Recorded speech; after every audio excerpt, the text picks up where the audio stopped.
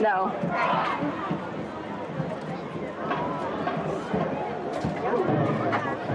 Good evening, ladies and gentlemen.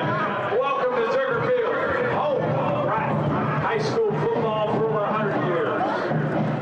We would like to welcome our guests from Phillipsburg High School to tonight's contest. This competition is being conducted according to the rules of Kansas State High School Activities Association. Cheerleaders, officials, and spectators are expected to assist in the promotion and achievement of good sportsmanship, ideal by taking personal responsibility for keeping this contest at a high level of fair, positive competition. Spectators are expected to cheer for the team and not against the opponent. Good luck to both teams. I would also like to draw your attention to the exit locations here at Zerger Field. 3 gates on the north side, 1 on the south. In case of emergency, the gates to the west will be open. And in the event of severe weather, the spectators will need to leave the stands and head to their vehicles or to the Pratt High School Commons. Spectators, the restrooms are located in the northeast corner of the stadium, the Liberty Middle School, and in the Frog Dome at the back across the street to the south. Please pick up your trash and help us keep Zerger Field clean. We appreciate your help in putting trash and receptacles divided. USC 382 prohibits the use of tobacco products on school property. We ask that you please refrain from using tobacco products or electronic smoking devices while in or immediately adjacent to school property. Thank you.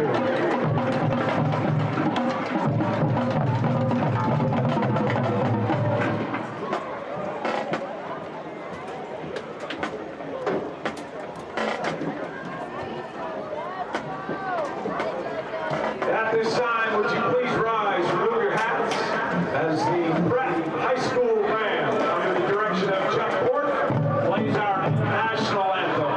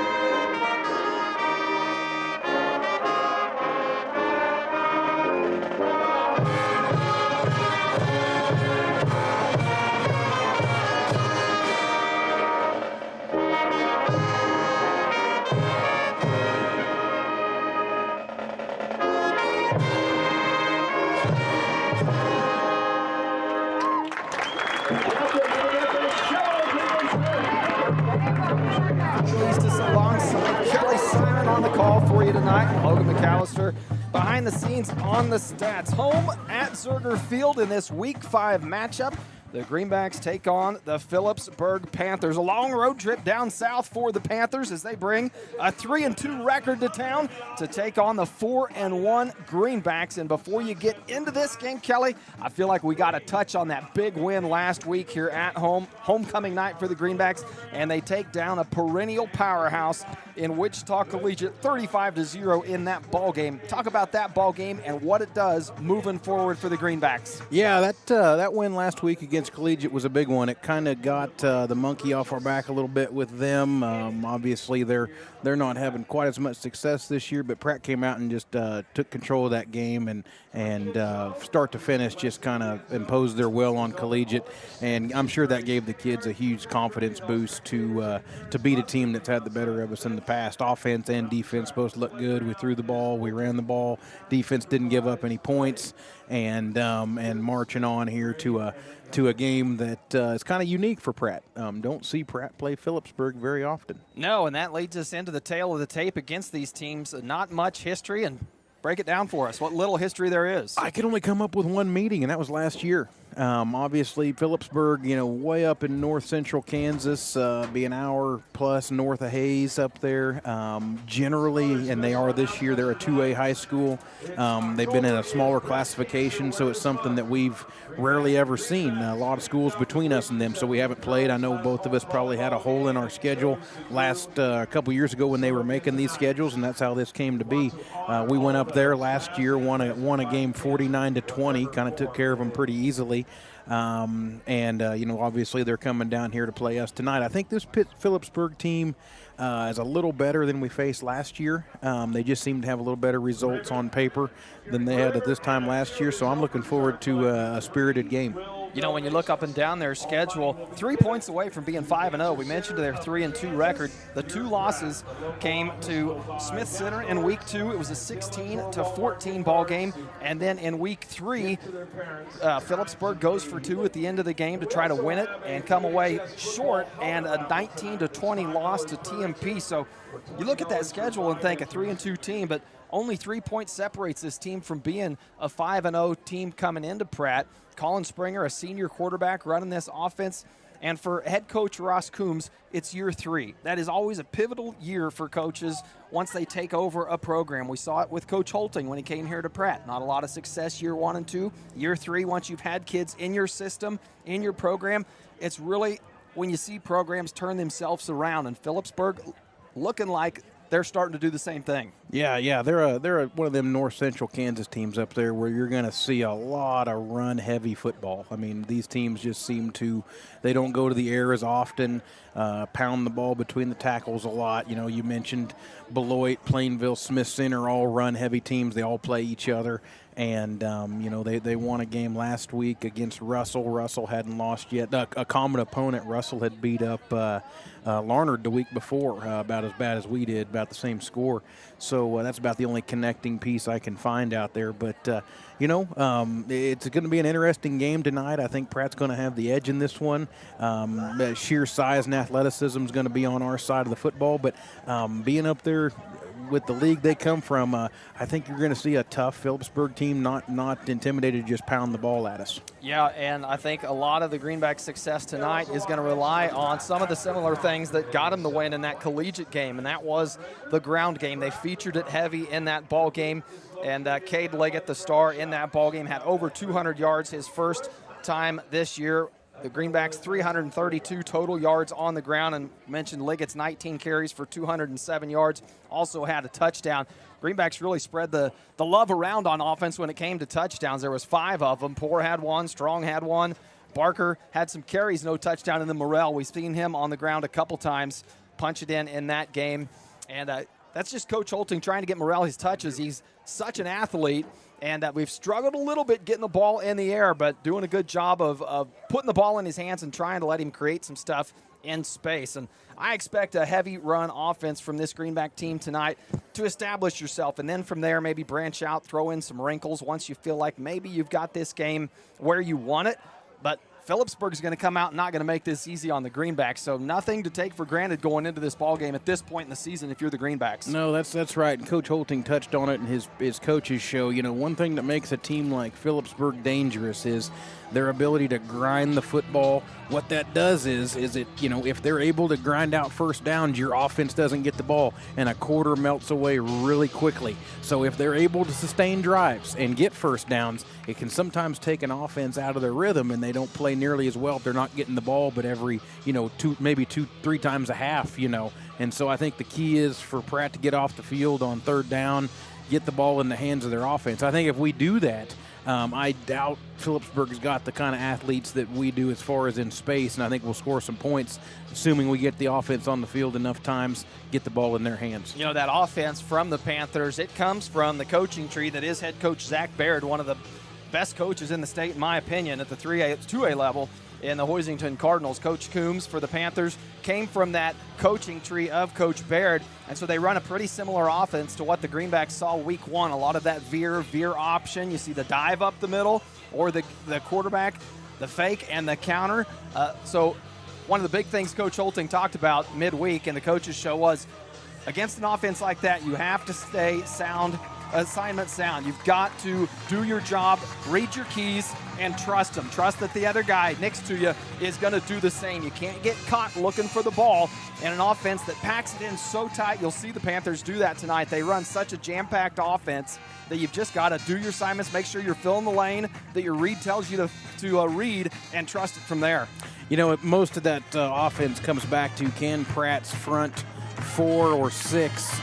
It's all built around the fullback dive. If they have success with the fullback dive, the other things lead to more success. If that gets shut down with those front 4 or 6, life gets pretty hard in that offense. So it'll be a big test tonight for the Pratt front 4, and with our linebackers who have done a good job to this point in the season. I mean, we've given up 1 touchdown the last 4 weeks.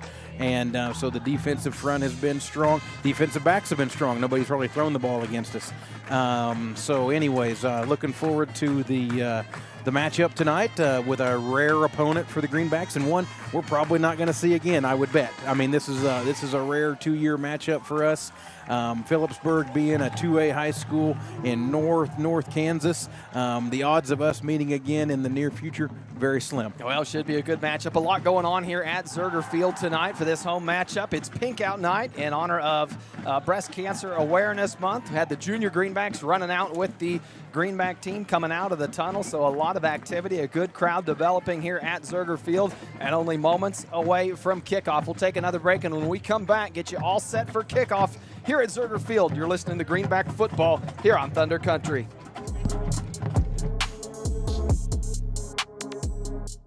The quarterback counts on his O-line for protection in the pocket. In Pratt, you can count on me, Jamie Roach, your Farm Bureau agent, to protect your family's blind side no matter what life throws at you. We are here to handle all of your auto, home, life, and business insurance needs. Don't scramble around working with multiple insurance companies. Talk to me, Farm Bureau agent Jamie Roach, today. We can help protect what matters most. Farm Bureau Life Insurance Company, Farm Bureau Property and Casualty Insurance Company, Western Agricultural Insurance Company. Clear, comfortable vision is one of life's greatest blessings. At Maydew Tebow Optometry, Doctors Troy Maydew, Seth Tebow, and Andrew Peaster are committed to helping you maintain healthy eyes and clear vision. Prevention and early intervention are the keys to your eyes, providing that clear and comfortable vision your entire life. Regular comprehensive eye examinations are essential in identifying conditions that can damage your sight. Call us at Maydew Tebow Optometry for an appointment today, or visit us at maydewtebow.com.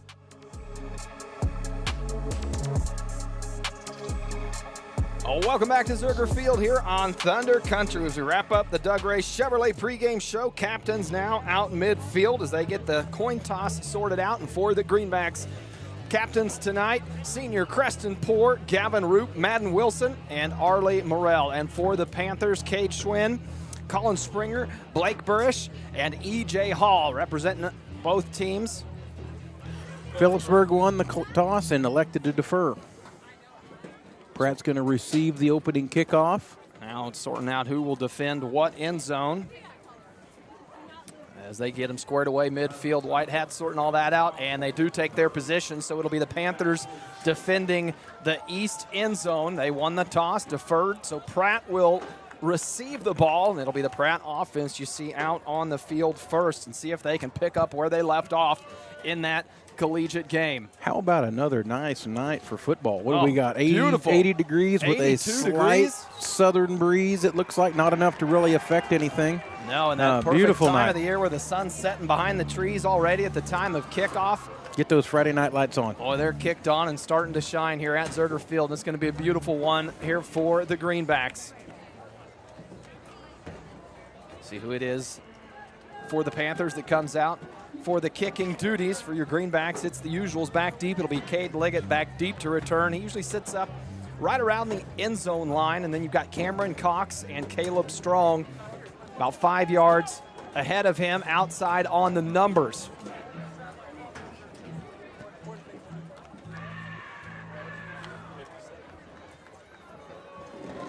For the Panthers, it'll be Zane Shields to kick off. Didn't get a chance to see him in pregame to see what type of leg he had when it comes to kickoffs or possible PATs or field goals for this team. But opposing points is something this Greenback defense has not had to worry about the last 4 weeks. You mentioned it in the pregame show there, Kelly. 3 shutouts out of the last 4 games. The only team to score. Larned had put up 1 score against the Greenbacks. And that was kind of on a long pass at the end of the half. I mean, and really in those games, we really didn't get threatened into our red zone much. So Pratt's defense has been really good the last 4 weeks. Shields waiting for the ready for play whistle. Here we go. They get it. We are ready to roll, and Shields will send it.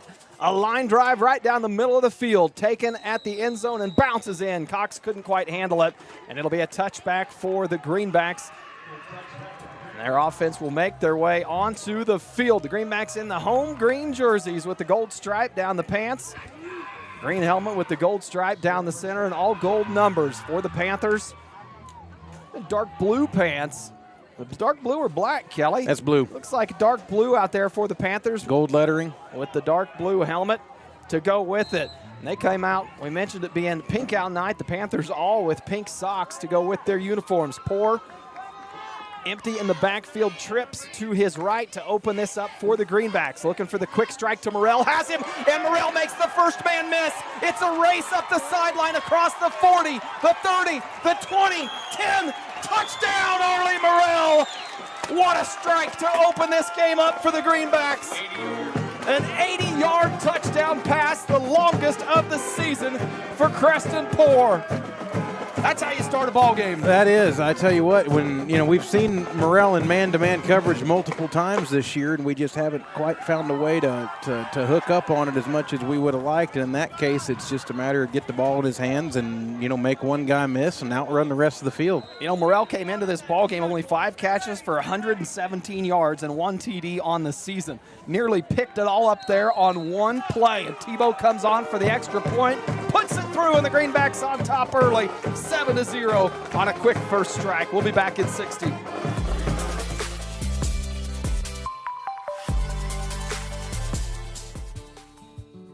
This is Terry from Gatlin Meckler's Pharmacy. On display in our pharmacy is a nice assortment of over-the-counter items and a wide array of medical supplies, which includes knee scooters, walkers, canes, and bathroom items. We bill Medicare for respiratory supplies and immunizations. Our preferred pricing on prescriptions will get you through the door, and our customer service will get you to come back. Be sure to stop in today and see us on Country Club Road in Pratt. Uh-oh, that's a sound no one wants to hear. Pratt Glass has been helping homes and business owners with everything glass for over 80 years. Whether your business suffered a break-in over the weekend or you're needing to replace old leaky windows, and they also offer automotive glass repairs, automotive details, screens, dragging door adjustments, residential window replacement, storefronts, and 24-hour commercial residency service. Pratt Glass, 210 South Jackson in Pratt, 620-672-6463, or see prattglass.com. Welcome back to Zerger Field. The Greenbacks strike first, the opening play of the ball game, and the Greenbacks take it 80 yards. A Poor to Morrell strike puts them on top 7-0. And the Panthers, after just taking their first kick return, a good return out to the 36-yard line. That ball returned by Tanner Hurnick. And the Panther offense on the field for the first time tonight. One of the few offenses you see where Shields will run under center the whole game. Springer. And has trouble handling the snap. Picks it up now looking downfield to his left. Has a man open at the 30, 45 and just can't handle it. In and out of the hands of Hurnick. Oh, man, he was open. A bit underthrown, but he did a good job to come back to it, and it was a good job by Springer just to get that ball and run a clean play after having trouble with the initial snap. Yeah, it's hard to pick that ball up off the turf and still find a receiver. Pratt was really committed to the run there. We mentioned how much this team runs the ball, and a good play call there by Phillipsburg to throw that ball on first down. They just didn't catch the pass. The man split out to the left side for the Panthers, and the give up the middle off the left side of the center. Ball carrier for the Panthers will be 5'7" senior running back Blake Burrish. Picks up a gain of 3 there, but with that opening incomplete pass, now you find yourself behind the sticks a little bit, facing a 3rd and 7. That's we've said it multiple times. The drawback of the 3-yard pound the football is if you try to go up top with one of them and don't get it, now you're in a predicament where we're going to have to get more than 3 yards, or they are, excuse me. 3rd and 7, once again, man split out on the left side. Man in motion to give to Burish, and nowhere to go was Morrell and a host of greenbacks. Bring him down right in the mix. Madden Wilson really clogging that hole, nowhere to run for Burish. And what looks like maybe a quick 3-and-out for this Panther offense. The Greenbacks will send back Caleb Strong and Cameron Cox to return. And the Panthers bring their punt unit out onto the field. See if Phillipsburg's any better at special teams than we've seen the rest of this season so far. We've seen some really poor special teams out of the teams we've played so far. A clean snap and a clean kick, all right. Shields gets the punt away. Cox heading to his right, can't track it down, and ball going to land just out of bounds right at the 20-yard line. So the Greenback offense will take back over after a good hold by their defense. Boy, in an offense that didn't see much time on the field in that opening drive due to that quick strike from Porter Morrell, has a chance to come back out and see what other wrinkles Coach Holting has up his sleeve. 10-18 left in the first quarter here. Pratt leading this one 7-0. Great start for Pratt. Touchdown and a 3-and-out. Can't ask for a better start than that if you're Coach Holting. This time the Greenback offense going to pack it in and show power. It'll be Liggett and Poor in the backfield. And a give to Liggett. He'll follow left side blockers, cuts it up, and gets across the 22-yard line. Spotted just shy of the 25 for a gain of 3 on the play. You know, I saw on the stat line where last week it looked like Russell threw for, it was almost 300 yards, I think, against Phillipsburg. So, you know, Coach Holting knowing that stat, we're obviously going to ground and pound the ball. It's the heart and soul of our offense here, but wouldn't be shocked to see a lot of balls go into the air tonight from Pratt's end. Yeah, and I think once you saw the success they had on that opening play, if they can put a drive together where they feel like they can have their choice of play calling, you'll see that tonight. Give to Caleb Strong on the counter play. He's got a chance to break one across the 40. It's a foot race down to the 50 and tripped up on the Panthers' 40-yard line. Boy, he had 3 Panthers chasing him down, and a nice tackle by Cleveland Foreman to keep Strong from making his way all the way to the end zone. Still a 38-yard pickup from Caleb Strong to put the Greenbacks into Panther territory. Boy, just a shoestring away there from 6 points. If he would have missed that dive and tackle, I think Strong was going to take that one. The other guys didn't have enough wheels to catch him. 9:22 to play here in the opening quarter, and the Greenback offense looking good. Barker split out on the numbers now. He'll go in motion as Poor takes the snap, going to take it himself up the middle, looking for some blockers, bounces it out, trying to get to the sideline, lowers his shoulder, and taken out of bounds at the 25. A good, tough run from Preston Poor. Good patience by Poor there. The hole he wanted wasn't there.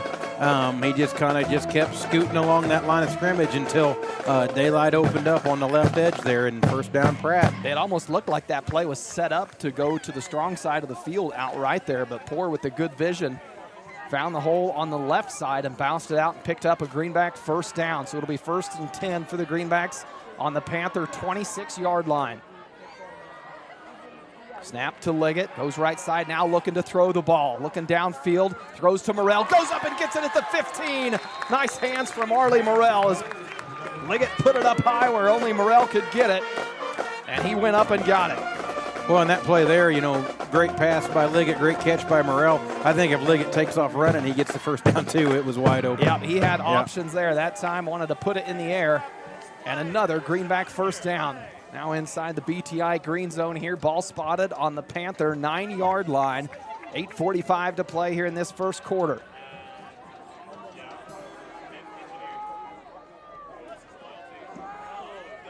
Liggett stands to Poor's left in the backfield.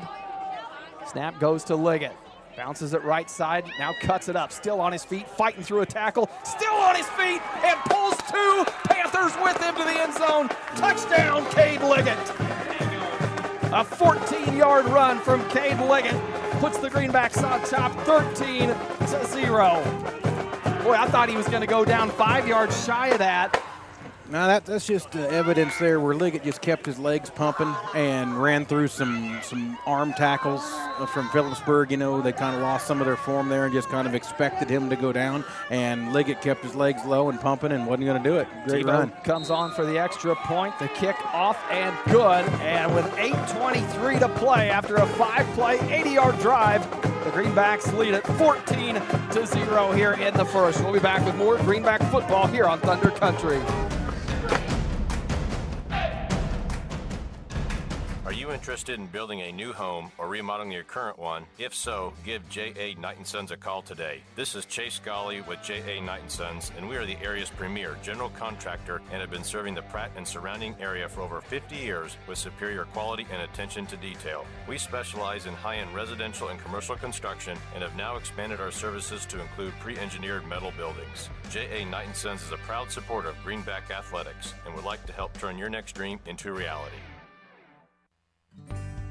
Mead Lumber in Pratt is looking better than ever. Stop by and see our brand new renovations with the same friendly faces you know and trust. Whether you're tackling a big project or just need supplies for the weekend, Mead Lumber has you covered with quality products and expert service. We're proud to be a part of this community and even more proud to support the hardworking athletes of Pratt High School. Mead Lumber, building relationships, building Pratt. Welcome back to Zerger Field. Greenbacks lead it 14-0 after the Cade Liggett touchdown. Tebow on the kickoff and returned from Tanner Hernick. 2 flags on the play. Let's see how those flags are assessed. No signal yet. Prior to the flags, ball brought out to near the 30-yard line. Not sure if that's where they'll get any yards added onto that or marching back towards their own end zone. Generally a penalty on the return team in that case, outside of pretty much a face mask. Could be about one of the only calls there on the kickoff team, and especially where that flag's located. Yep, and they do step it off here against the Panthers. As we'll get the signal now from the White Hat, we'll be holding against the Panthers. So 10 yards stepped off from that return, and the Panthers with 8:16 to play here in the first quarter trail at 14-0 after the Greenbacks have looked great on offense and the defensive side of the ball. Springer under center, the give up the middle and nowhere to go, bounces out. Fooled me on who carried the ball. It was Cade Schwinn, the ball carrier on the end around there. Yeah, that's the give was up the middle. Yeah, that's the Phillipsburg offense there. You're going to fake that dive and then pull it and run option around the side. And so as a defense, you kind of got to account for 3 runners there. The dive to the fullback, the quarterback keeping it, and the pitch man there. Quarterback made a nice read and pitched it up the sideline for a gain of 8. The biggest pickup of the night leaves them with a 2nd and 2 as E.J. Hall will come out near the numbers and split up. Levi Tebow tasked with defending him. They give it up the middle. And enough for the first down. It'll move the chains for the Panthers. 8:05 left in the first quarter. Pratt leading this one 14-0. Phillipsburg with their first down of the game. Blake Burrish on the carry for the Panthers, picks up the first down.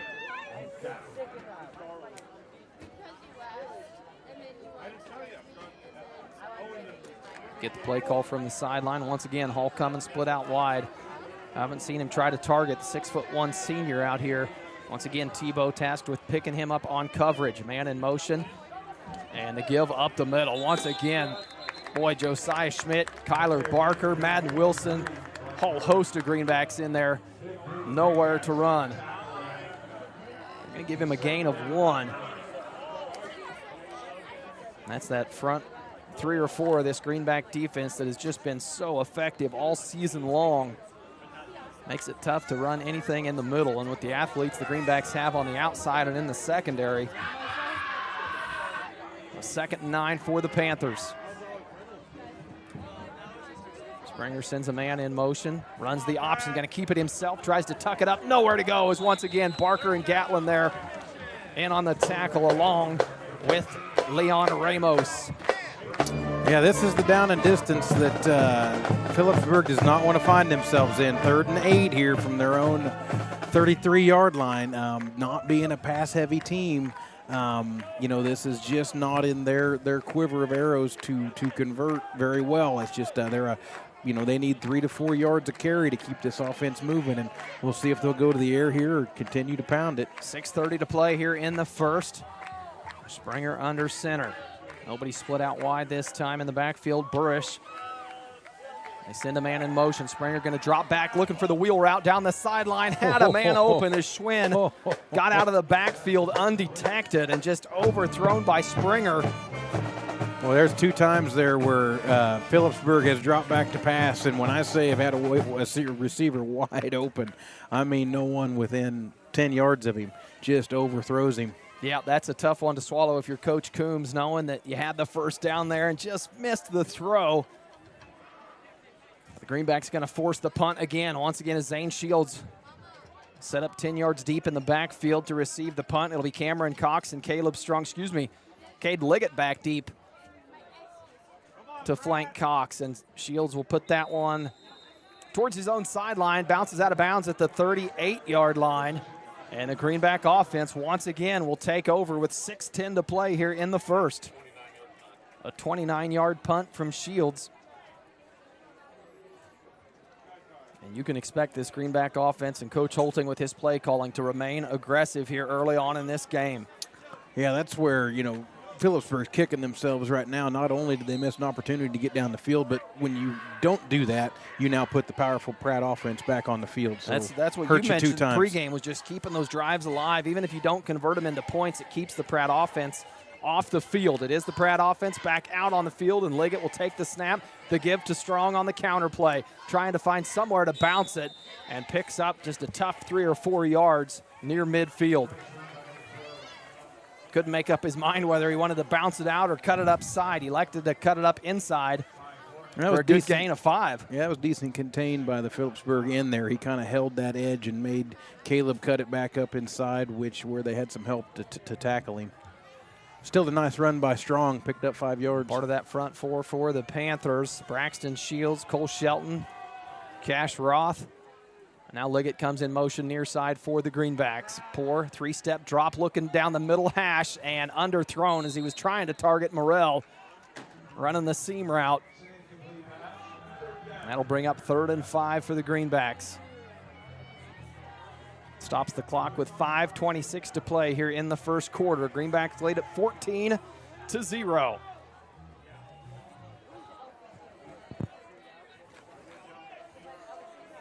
Pratt faced with their first 3rd down of the night, isn't it? Well, we saw him pick up a big 4th down against Collegiate in that opening drive, about this same spot on the field. Pratt going right to left on your radio dial here. Poor and Liggett in the backfield. Liggett will take the snap and follow Poor near side, lowers his shoulder, tries to deliver the hit, working his feet across the 50, and the spot will determine this one. He may be just shy. Corman tried to make the initial tackle, and Liggett delivered the blow to him, down. And they are going to say a Greenback 1st down. Good hard run from Cade Liggett. Needed 5, and he picked up 5 1/4. Well, that was a good run by Liggett. Kept the legs pumping again. Phillipsburg's defender there had a chance to come attack Liggett, but he was content to sit there and wait on him, and that's probably not what you want to do as Liggett delivers the blow and then pushes forward for the 1st down. The Greenbacks cross midfield with that 1st down. Ball spotted on the Panther 49-yard line. Now they come out with trips. Single coverage to Morrell. Here to the weak side. Morrell, the lone receiver, going to run the hitch and go. Poor trying to scramble and get enough time to get it in the air. He's going to keep it on the ground. Gets outside, up the sideline, across the 30. Cuts it back across the 20, the 10, 5. Touchdown, Creston Poor. A 51-yard scramble. And Poor makes it a 20-0 ball game. Morrell, once he realized that ball not going in the air, turned into a blocker and gave a great block, and Poor followed it all the way to the end zone.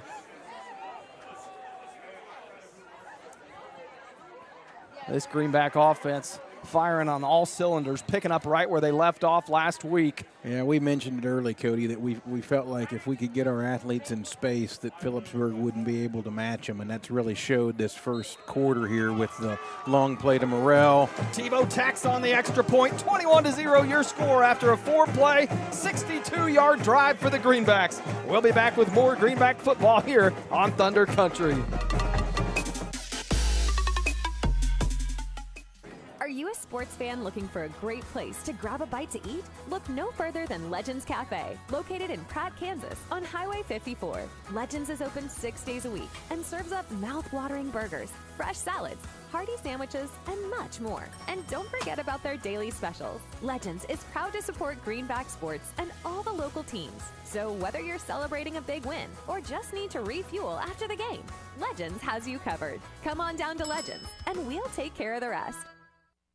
At Timish Electric, we light up your world with reliable and efficient electrical services. Our team of skilled and certified electricians is dedicated to providing top-notch service for all your electrical needs. From residential, commercial, or industrial needs, we ensure your electrical systems are safe, reliable, and up to code. Contact us today at 620-672-9334 to schedule a consultation. Timish Electric, proudly serving Pratt and the surrounding areas electrical needs for over 25 years.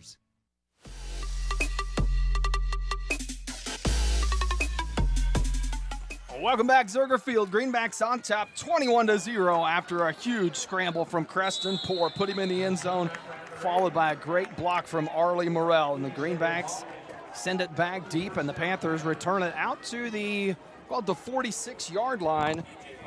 E.J. Hall on the short kick from Tebow. Brought that one in and trying to make something out of it. Will set the Panthers up with their best field position of the night. 4:33 to play here, still in the first quarter.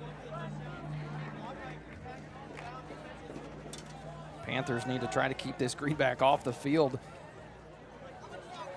just by turning one of these drives into something lengthy. Springer under center, man in motion. They give it to Schwinn, trying to get outside. He does, now up the sideline, steps out of bounds at the 45, across the 50 into Greenback territory for the first time tonight.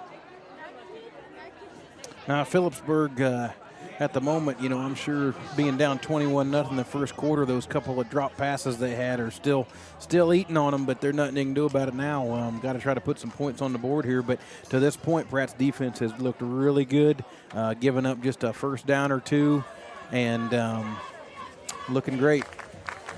There'll be a 2nd and 1 coming up for the Panthers. And split out wide, Schwinn goes in motion. Ball on the turf, and looked like Springer was able to get back on top of it and save it. Keep the drive alive for the Panthers, but again, that pressure up front from Leon Ramos and Madden Wilson. The second dropped snap we've seen tonight.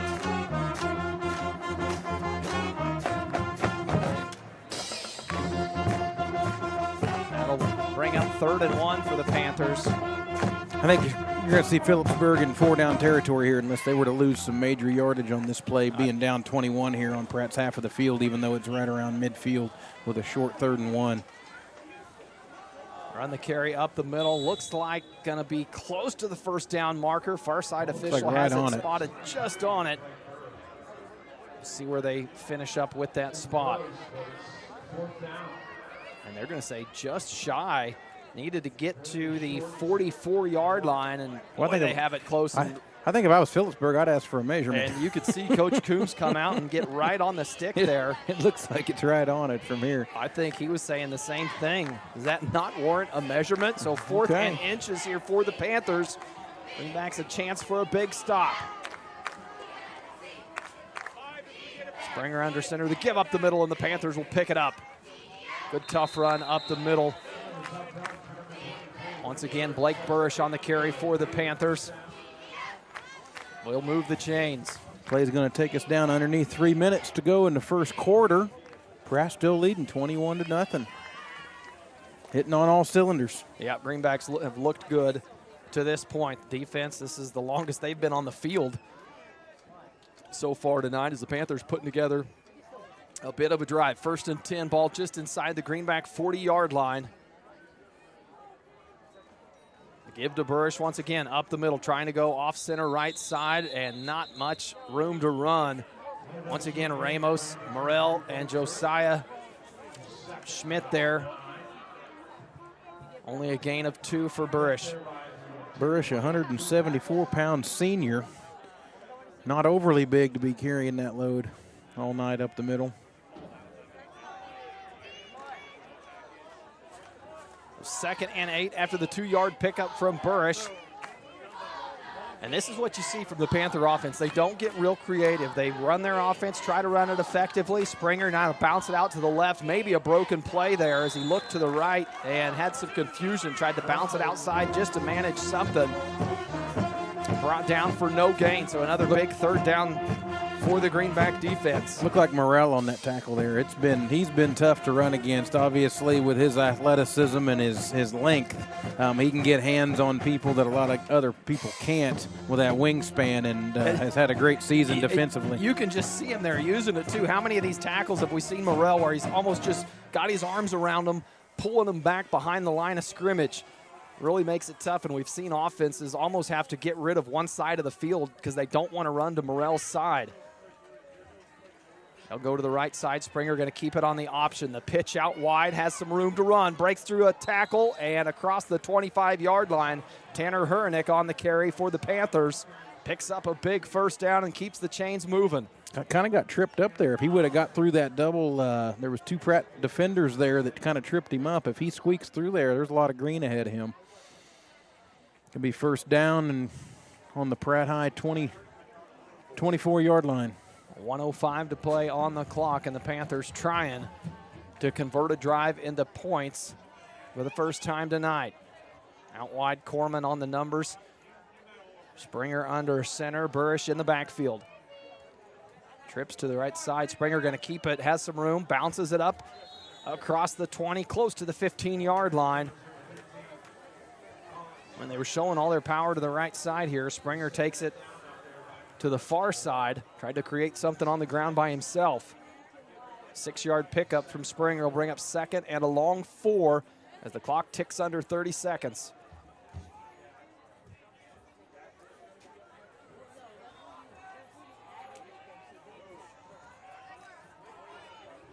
Panthers going to have time to get a play off here before the quarter break. Splitting out on the numbers, Cade Schwinn comes near side. Springer, the give. As Hurnick tries to get laterally as far as he can, but never had a chance to turn it upfield as Cade Leggett and the Greenback defense did a good job stretching that play out. Roop on a nice tackle there. And Roop in there as well. That's the trouble. You try to run away from Morrell, and then you run to athletes on the other side of the field for the Greenbacks. Roop has done a great job all season opposite Morrell on that defensive line. It's going to take us. Oh, that ball went out of bounds. That's why we're going to get one play left here in the first quarter. 2 seconds left. 2 seconds showing on the clock, and now the White Hats saying go ahead and run it. They will not, so the Panthers will get a play off here. Springer, the give, up the middle, and Burish trying to pick up something close to the first down as the far side official going to be just shy of it, I believe, but that'll take us to the end of the first quarter, and the Greenbacks lead it 21-0 here at Zerger Field. Back with more Greenback football.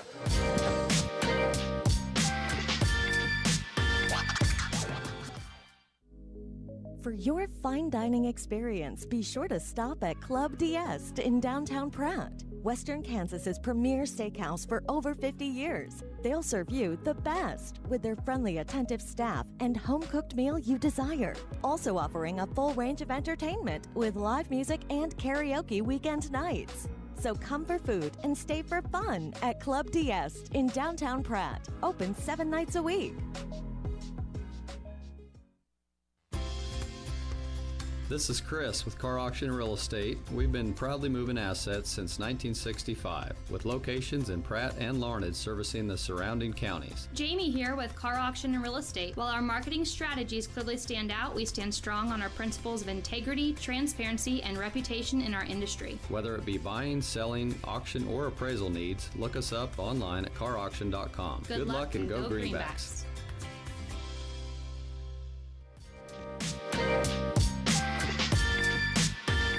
Welcome back as we start the second quarter of play here at Zerger Field, and the Greenbacks have come out hot in the first. 21-0, your score, but the Panthers driving, facing a 4th and 1 on the Greenback 14-yard line. It's the best field position we've seen, and the Panthers and Coach Coombs going to go for this. Power backfield now, 2 men in the backfield for the Panthers. Springer under center, going to give it to Burrish. He's picked up some tough yards tonight and picks up another tough 3 to keep the chains moving for the Panthers. No, that's a good run by the Phillipsburg fullback there. He, when you can hold him to a 4th and 1 like that, as much trouble as, Phillipsburg's dropped at least 2, if not 3 snaps. So, you're kind of thinking, hey, if they drop a snap here, maybe we can get the football back. If they get a playoff clean, it's hard to stop him for less than that half yard that they needed with the style offense they run. Going to be 1st and goal here from the Pratt High 12-yard line. Once again, Corman coming out wide, outside of the hash, and they'll keep it on the ground. Springer fakes the give and will keep it himself, trying to find a hole up the middle. But, boy, this Greenback defense has showed it's tough to run on the interior of it. Phillipsburg's having a little success here, but they're working for it. I mean, Pratt's tackling hard and low, and, they're getting 2, 3, 4 yards a carry, but it closes up pretty fast after that. 2nd and a long 6 coming for the Panthers. Inside the Greenback 10. They got room to pick up a 1st down. If they can get inside the 5 to what looks to be about the 2-yard line, they can get a fresh set of downs. Springer under center.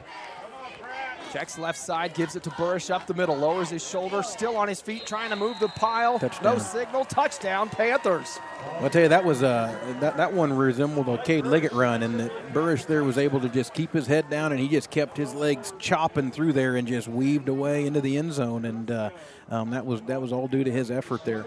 Now coming on for the extra point will be, catch a number there, I believe it's the same kicker we've seen, Zane Shields on, to try to make it a 21-7 ball game. And Burrish has had a good game up until this point for the Panthers. Extra point blocked, and it will be no good. So 10:51 to play. The Panthers get on the board, a 21-6 ball game. A long 13-play, 54-yard drive capped off by Burrish for the lone score of the Panthers. Yeah, that was good. Go ahead, Coach. Burrish had a good first quarter, had 28 yards on 9 carries in that first quarter for the Panthers. And he was kind of the bright spot for that Panther offense when they needed tough yards. Boy, he came through with them. Yeah, no, he's one of the few backs you see here so far this season. Hoisington had a couple of them that from the time they come out of their stance, they're running downhill hard. They are not waiting for a hole to open. They are going to push forward to where it should be, and that style of running generally translates to positive yardage. Greenbacks will be back deep to return after the touchdown from Burrish. And you go back and look at some of those first quarter stats, and boy, Creston Poor having himself a game already. Had the big opening pass for 80 yards to Morrell, and on the ground then a 64-yard scramble for a touchdown rushing as well, leading both the passing and rushing categories for the Greenbacks. Shields set to kick off, sends it right side, and that's going to go out of bounds. Be curious if we take this. What do we get it on the 35 when it goes out of bounds, Cody? Or do we make them re-kick it? And it looks like personnel's coming out on the field for the Greenback offense, so they'll take it at the 35. I believe you're right there on the 35-yard line. Haven't seen a lot of kickoffs go out of bounds to this point. Well, we'll see if Pratt High's offense can do what they've done the whole first quarter, which is just run the ball up and down the field like a track meet. Boy, they've looked good. Done it through the air, done it on the ground, picked up some hard yards when needed. And it'll be the Greenback offense breaking the huddle. Gavin Roop coming out on the numbers, picked up near side by Cade Schwinn. In the slot is Liggett. Poor sets in the backfield alone. Now Liggett in motion, the pitch in front of him. Liggett going to try to use the speed and turn the corner across the 50, down the sideline, and hit out of bounds, and the flag comes in. A late hit going to go against Tanner Hurnick as Liggett a step out of bounds before the hit was delivered. So a 26-yard pickup from Liggett, and there will be yards tacked on to the end of it. That's that frustration shove that you get when somebody breaks a nice run on you and you ran all the way across the field to hit him, and just before you get there he steps out of bounds. And I think sometimes the emotion and the momentum get the better of you as a defender, and a late shove there from the Phillipsburg defender And typically not the MO of Cade Liggett is to step out of bounds. We saw him with one of his best runs of the season last year where I thought he was going to go out of bounds and then decided to keep it in bounds, lowered his shoulder, took on Hines Turner from the Spartans, and ended up scoring on that play. So 10:42 to play here in the second quarter. And after the penalty assessed, we'll spot the ball on the Panther 25-yard line. Now Barker makes his way into the backfield for the Greenbacks. Poor, the handoff to Strong. Strong rolls, throws with his left. Morrell catches it on the 5 and walks in. Touchdown, Arlie Morrell. A well-designed play. You had the left-handed Caleb Strong rolling to his left and put it in the air, and Morrell 5 yards separation on the coverage. An easy catch and run for the touchdown. You know, that's where we've talked about it multiple times this season. When your run game is having you success, plays like that open up so much because, you know, they're bringing the house to stop what is a tough Pratt running game, and they're not having any success doing it, so they bring even more than when you release into the secondary. Morrell's wide open. Once again, Tebow comes on for the extra point, and one of the rare misses wide left, so the score will remain 27-6, 10:34. A quick two-play drive by the Greenbacks, and they lead it here at Zerger Field. We'll be back in 60 seconds.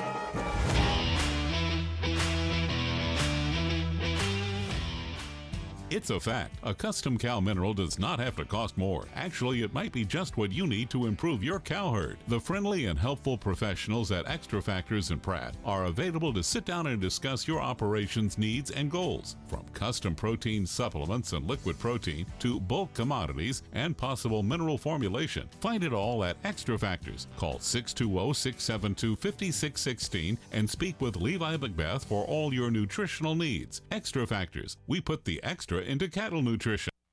Welcome to Humble Pie, where every day starts with the freshest ingredients. Our secret here is a perfectly blended pizza sauce. That's the heart of every pizza. From farm to table, our pizzas are topped with the freshest veggies. Along with our commitment to quality means fresh dough made daily for that perfect crust. And you won't want to miss out on the daily specials at Humble Pie.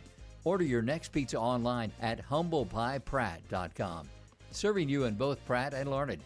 Humble Pie, the taste speaks for itself.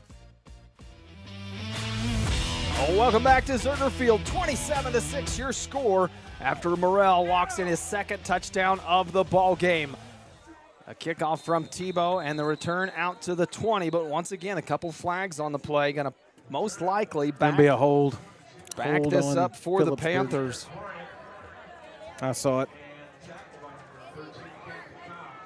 Boy, when you're trailing by 21 points, it's plays like that you just can't afford to have any negative yards. Especially when Phillipsburg doesn't have a lot of ability to pop a big play like Pratt's been doing. When every yard is grinding out, you sure don't want to start on your own 15-yard line. No, and this Greenback defense, boy, they've shown they can make plays, put the ball in the end zone. 4 interceptions on the season for this defense. 10-26. Second quarter, Pratt leading this one 27-6. We'll see if the Panthers stay true to their offense. Again, it's tough when you get down 21 points. The tendency is you want to get out of your offense and try to play catch up, but it's so hard to do when that's not your customary. You're just not built to do that. So Springer under center, man in motion, and they give it to the right up the middle. Once again, looked like Burrish on the carry. An army of Greenbacks there in on the tackle. Pickup of 1 for Burrish.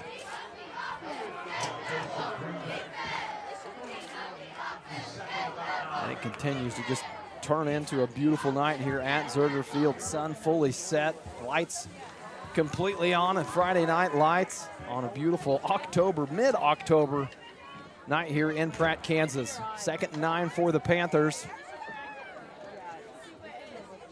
Springer once again going to keep it himself. This time has some room across the 30, the 40. Can he outrun him? Liggett trying to chase him down. Breaks to the right, trying to outrun him. And Cade Liggett finally brings Springer down at the 30-yard line. A 60-yard pickup, the biggest of the night for the Panthers. And Springer, boy, showing off his speed once he got through that second level of the Greenback defense. No, good acceleration and great hustle by Liggett to run that play down. You know, that leads back to Phillipsburg having success with that dive and Pratt committing more and more defenders to tackle it, and we stuffed it on the first run of the drive there. But fake it, pull it around around the side, and there's less defenders there, and a good run by Phillipsburg. But with the hustle from Liggett, we got another chance to stop them here. So the Panthers back in Greenback territory for the second time tonight. Ball spotted on the 32-yard line, and they give it to Burrish once again, trying to move the pile. He picks up another tough 5 yards.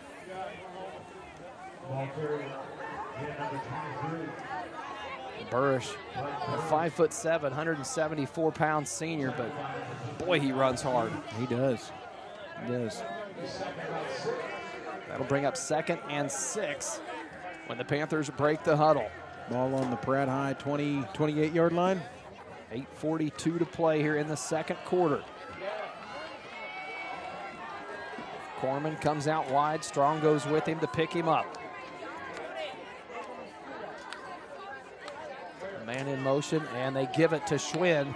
Tries to cut it up early. And once again, 4 or 5 Greenbacks there. Hudson Titus, nice to see him back in this defense for the Greenbacks. Haven't touched on him. Didn't play last week in that collegiate matchup after suffering an injury at Chaparral.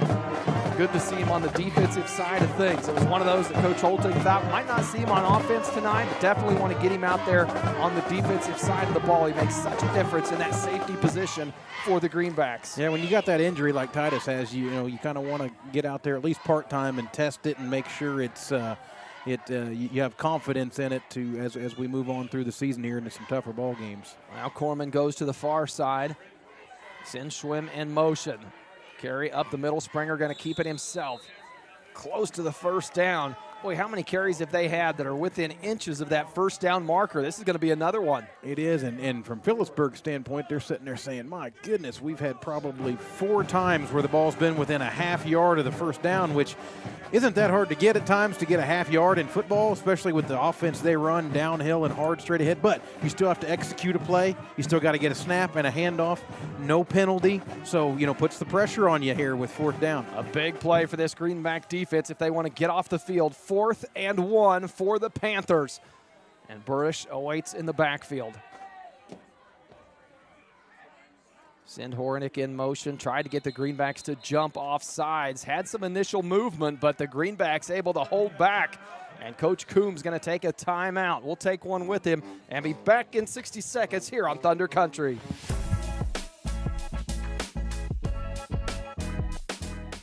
Escape into your ultimate outdoor getaway with the help of Uni Landscapes, your local full-service landscape design and construction company specializing in landscapes, hardscapes, patios, sprinkler systems, water features, and snow removal services. They create your dream space by incorporating design elements unique to you and your family. Uni Landscapes serves Pratt and the surrounding area and is open Monday through Friday. Call 620-672-3301 to transform your outdoor space today. Plan a trip to Pratt this fall. From small-town charm and unique shops to local dining and museums, there's something in Pratt for everyone. Spend an autumn afternoon in our beautiful parks and along our walking trails. Stay up to date on events and activities by following Visit Pratt on Facebook. That's Visit Pratt on Facebook. We hope to see you in Pratt.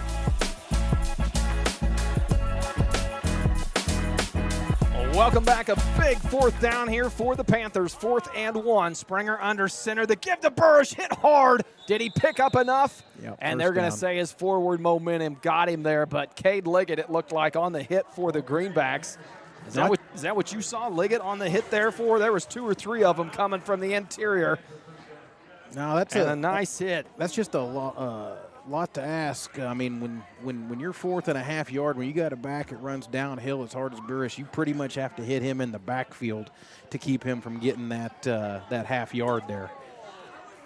Gonna be 1st down and 10 from the Pratt High 21-yard line. So a new set of downs for the Panthers. Can they do anything with it and convert it into points? Springer looked like he wanted to pull that back out of the pocket from Burrish. Burrish ended up keeping it, and a loss of 1 on the play. Yeah, one of the first times we've seen confusion there on that exchange. I think the quarterback wanted to keep it and go around the end with it, and Burrish grabbed the ball. Josiah Schmidt in there on the tackle, one of those interior linemen on this defensive front 4, alongside Madden Wilson, Leon Ramos. And then you flank that with Arlie Morrell and Gavin Roop, and it's tough to run on. Now they'll send E.J. Hall here to the near side. The Panthers try to get him the ball in space. Springer, the fake, counters back to the other side. Hornick bounces it outside, has some room across the 10, inside the 5-yard line, and a flag comes in late. It's going to be either a face mask or a horse collar. But at this point, if you could ever say a penalty is not going to hurt you too bad, they're going to be first and goal on the 4, so that penalty is going to be half the distance to the goal, so not going to cost Pratt a lot there, just a yard or two, just to where that's set up. Crippling is what it would be out in the open field. But a good run from the Panthers there. That time some misdirection, and again, you get the defense biting so hard on the veer, the dive, the option play, and then when you run something that shows misdirection, has them all leaning that way, anticipating it, and the Panthers did a good job bouncing outside. Hernick almost picked up his first touchdown of the night. So the penalty moves it half the distance to the goal. It'll be first and goal to go. Ball spotted on the 2-yard line. Springer, the give to Burrish, tries to punch it in and walks in. Touchdown Panthers. Once again, Burrish picks up some tough yards for his second score Got an of the injury night. on the field here, I think. Is that a Pratt or a... He's up. Greenback down on the field. Looked like he was going to get up, and Kyler Barker down. They're going to bring some coaches out to tend to him. So as they do that, before the extra point comes on, we'll take a break and be back with more Greenback football here from Zerger Field.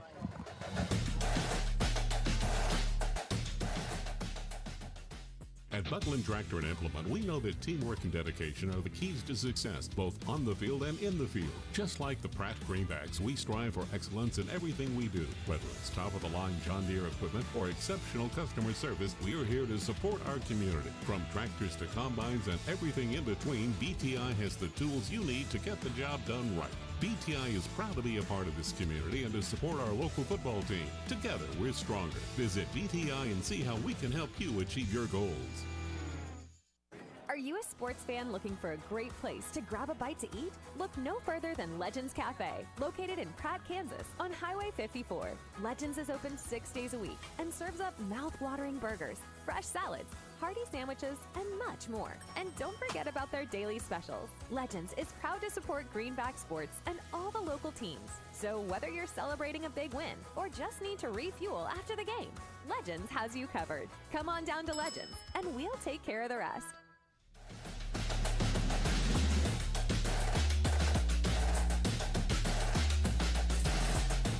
Well, welcome back. 5:31 to play here in the second quarter, and the Panthers have put up their second touchdown on the night. Burrish picks up his second score of the night, makes it a 27-12 ball game. The Greenbacks were attending to an injured player. Looked like Kyler Barker able to walk himself off the field. Looked like a cramp, so we'll keep an eye on his status throughout the rest of the night, but by all indications, Barker comes off the field in good health. So it'll be Zane Shields to come on now for the ensuing extra point.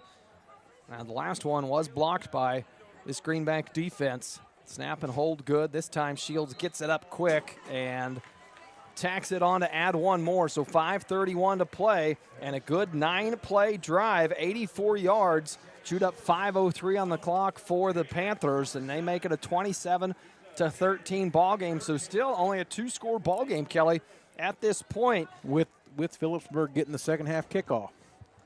These are big possessions now. You talk about that 8 minutes that comes, the 4 minutes going into half and the 4 minutes coming out of half. If you can win that chunk of a ball game, I'm sure there's a statistic out there that says it benefits you. We're going to say 80% of the time you go on to win the ball game. I like that, 80%, yeah. No, and in Phillipsburg's minds right now, they're saying, hey, as bad a start as we had to this game, we're still not out of it. But they've got to find a way to get Pratt to punt. And to this point, they have been unable to even get close to that. And so we'll see if the Pratt High offense keeps chugging along like they have in the first half of this game and scoring points at will. Yeah, Panthers have shown now they're capable of putting a drive together and turning it into points. The question is, can the Panther defense now stop this Greenback offense?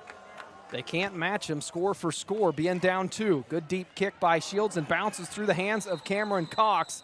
And fortunate that ball goes into the end zone and will be ruled a touchback.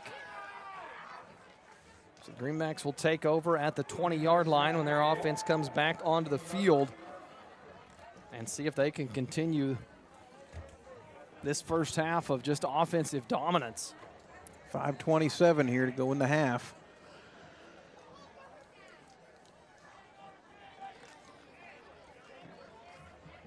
You know, Phillipsburg, one of these teams that, you know, the Pratt High single wing is a little unique, and you can see it that the teams that haven't played it very often are confused by it. And I think you'd put Phillipsburg in that group of, you know, they've only played us one time in their history, only seen this offense one time, really struggling to stop it right now. Greenback spread it out here with trips to the near side. Roop, Liggett, and Strong split out. Poor dropping back, looking left side. A deep ball down the sideline. Morrell goes up and can't bring it down. Good coverage. That was good D. From Cleveland Corman, who was running side by side with Arlie Morrell.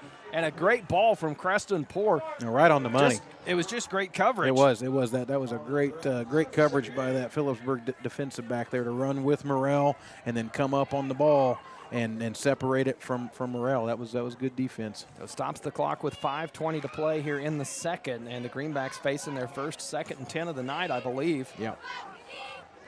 Now they'll pack it back in and try to chew up some of those yards. Liggett and Poor in the backfield. Morrell on the right side. The give to Poor. Now the counter to Strong. Tries to bounce it out. Nearly brought down in the backfield, and a big hit delivered by the Panthers. Looked like Cade Schwinn came flying in on the tackle. 5'11" senior.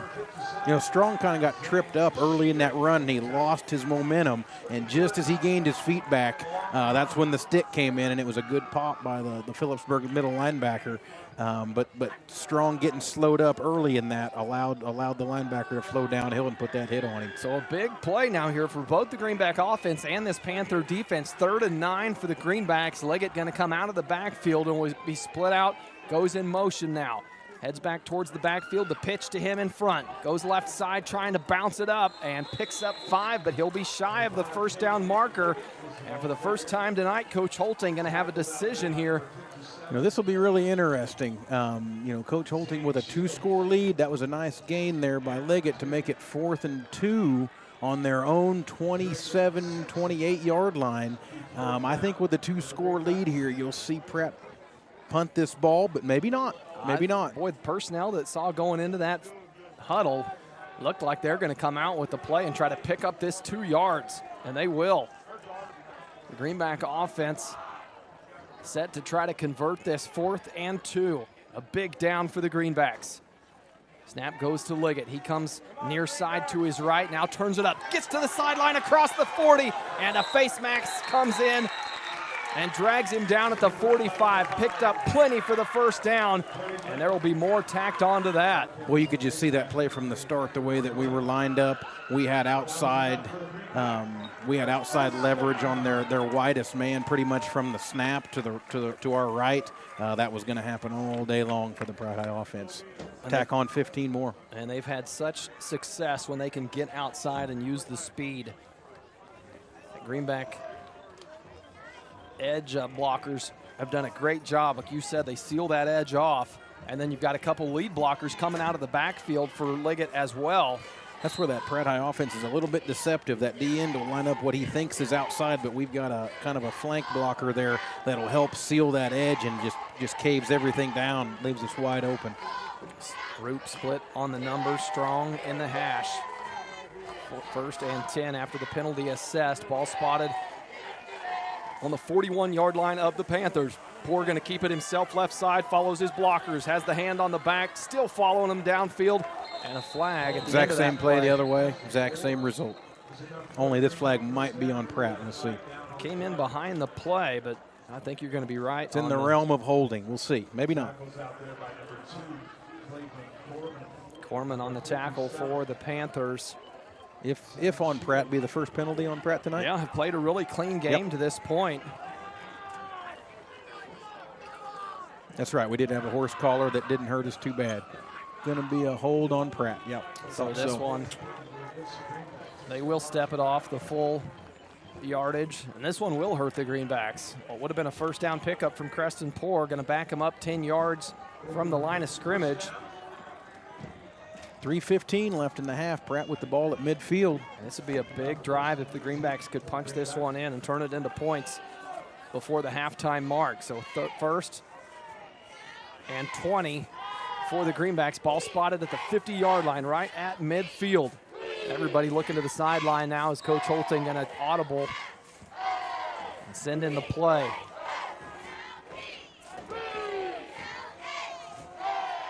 Poor awaiting the snap. It'll go to Liggett. Rolling right now, looking downfield. Has Cox if he can see him. Goes underneath to Morrell. A big pickup of 15. Still not enough for the first down, but a good check down from Cade Liggett. Looked like Cameron Cox was running that post route deep. Liggett didn't like that look. Went to the next receiver, check down, find Arlie Morrell running the shallow crosser.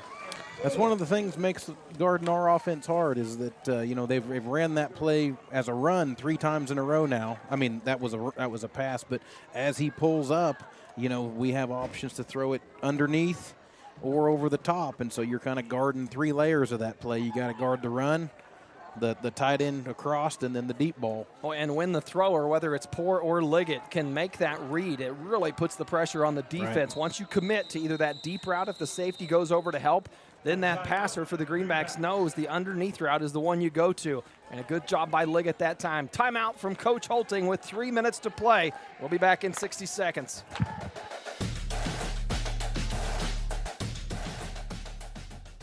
At Buckland Tractor and Implement, we know that teamwork and dedication are the keys to success, both on the field and in the field. Just like the Pratt Greenbacks, we strive for excellence in everything we do. Whether it's top-of-the-line John Deere equipment or exceptional customer service, we are here to support our community. From tractors to combines and everything in between, BTI has the tools you need to get the job done right. BTI is proud to be a part of this community and to support our local football team. Together, we're stronger. Visit BTI and see how we can help you achieve your goals.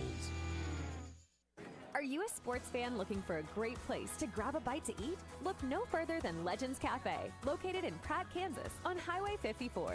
Legends is open 6 days a week and serves up mouth-watering burgers, fresh salads, hearty sandwiches, and much more. And don't forget about their daily specials. Legends is proud to support Greenback sports and all the local teams. So whether you're celebrating a big win or just need to refuel after the game, Legends has you covered. Come on down to Legends, and we'll take care of the rest.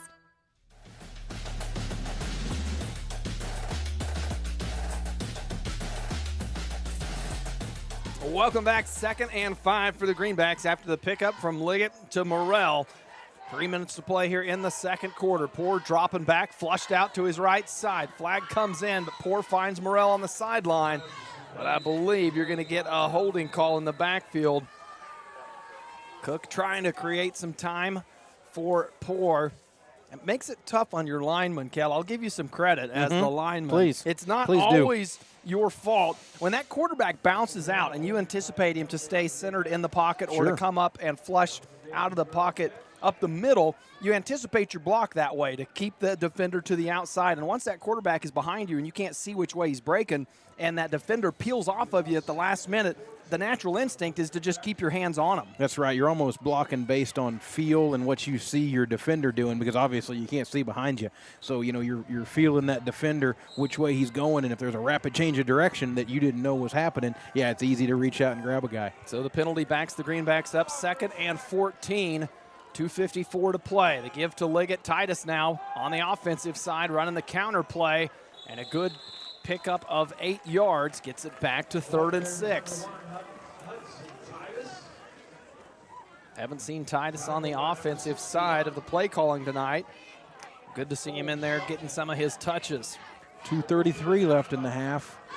Ball on the Phillipsburg 38-yard line.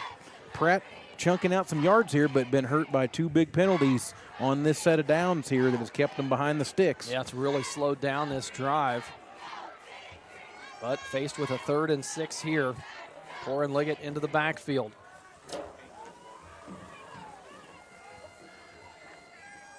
Snap to Poor, fakes the give across the middle. Now he'll bounce it outside, follows his blockers across the 30, lowers his shoulder, pushed out of bounds near the 20-yard line, and Creston Poor continues to have a great night on the ground for the Greenbacks. A big pickup, and that'll be plenty for another Greenback first down. Pratt continuing to pound the wide side of of that offense. A lot of their damage has been done outside the tackle box. That play from Poor takes us down to 2 minutes on the clock, and a new set of downs for the Greenbacks just outside the 20-yard line of the Panthers. They'll spot it at the 21. When the White Hat signal and reset that play clock, he never did, so the Greenbacks hustling up to the line. Liggett going to take it far side, bounces it up, tries to cut outside across the 10, 5, touchdown, Cade Liggett. Yeah, same play again. Just don't have an answer for it. The speed of the Greenbacks, once they're able to seal that edge and then get to the outside and let their athletes be athletic. 20-yard pickup from Liggett. You know, so much of that play hinges on that edge block, and again, Phillipsburg lining up, head up, kind of giving us a little bit of an advantage there. If it's outside, it ain't much, and as soon as we get that edge sealed, then it seals the flow of your linebackers coming across, and you're kind of essentially blocking two guys with one. Tebow on for the extra point. The hold from Poor, kick up and good. Tebow makes it a 34-13 ball game. 152 to play. The Greenbacks 8 plays, 80 yards. They lead it by 31. We'll be back in 60 seconds. Exceptional dentistry, right in your neighborhood. At Pratt Family Dental, Dr. Carson Hopkins and Dr. Stephen Coons are here to keep your smile healthy and bright. From routine cleanings to advanced care, our team has the expertise and technology to handle all your dental needs with comfort and confidence. Because at Pratt Family Dental, it's not just about teeth, it's about family, trust, and smiles that last a lifetime. Call today to schedule your appointment with Dr. Hopkins or Dr. Coons. Pratt Family Dental, where exceptional care meets friendly faces. This is Jeff. And Jared. At Intergreen Services, proud supporter of the Pratt Greenbacks. Around here, we say one call fixes it all. From HVAC, plumbing, septic, electrical, and even water well service. We're your hometown team you can count on, just like the Greenbacks on game day. We're proud to stand behind our athletes, our school, and our community. So when something needs fixing at home, call Intergreen at 620-672-2338 or visit intergreenservices.com. Intergreen Services, neighbors helping neighbors, and always cheering for the Greenbacks. Welcome back. Tebow, a line drive kick, still in bounds, and finally rolls out of bounds at the 10-yard line. Panthers waited for it a bit to see if it was going to stay in bounds, and it does roll its way out of bounds. 1:52 to play here in this second quarter, and the Greenbacks lead at 34-13. After Liggett capped that drive off, a 21-yard touchdown with 1:52 to play. Liggett picks up his second touchdown of the night. Almost looks like Phillipsburg is going to make them kick it again. They're almost in kickoff return formation, aren't they? Haven't seen the offense come out on the field. Everybody's standing where they were to return that kickoff. And it does. You can hear the Pratt sideline yelling for that kickoff team to get back out on the field. So rather than take the ball at the 30,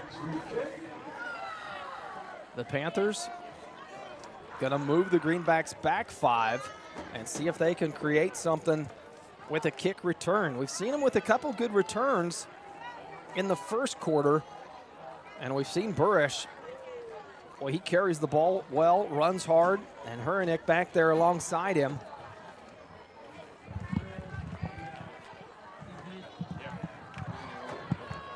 And so the Greenbacks, Tebow will step back. We have a lot of distance in between this front line of the Panthers. They're set up at the 45. Be a good time for the Tebow pooch kick. And he's been well placing that ball all season. Tebow going to send this one deep on a line drive back. Goes off the hands of Hurnick and into the end zone. So not much gained from the Panthers by electing to have the Greenbacks. Actually a 15-yard loss. To re-kick that. Now they'll start this drive at the 20, you're right, versus taking it on the 35. Had they accepted the penalty on the out of bounds.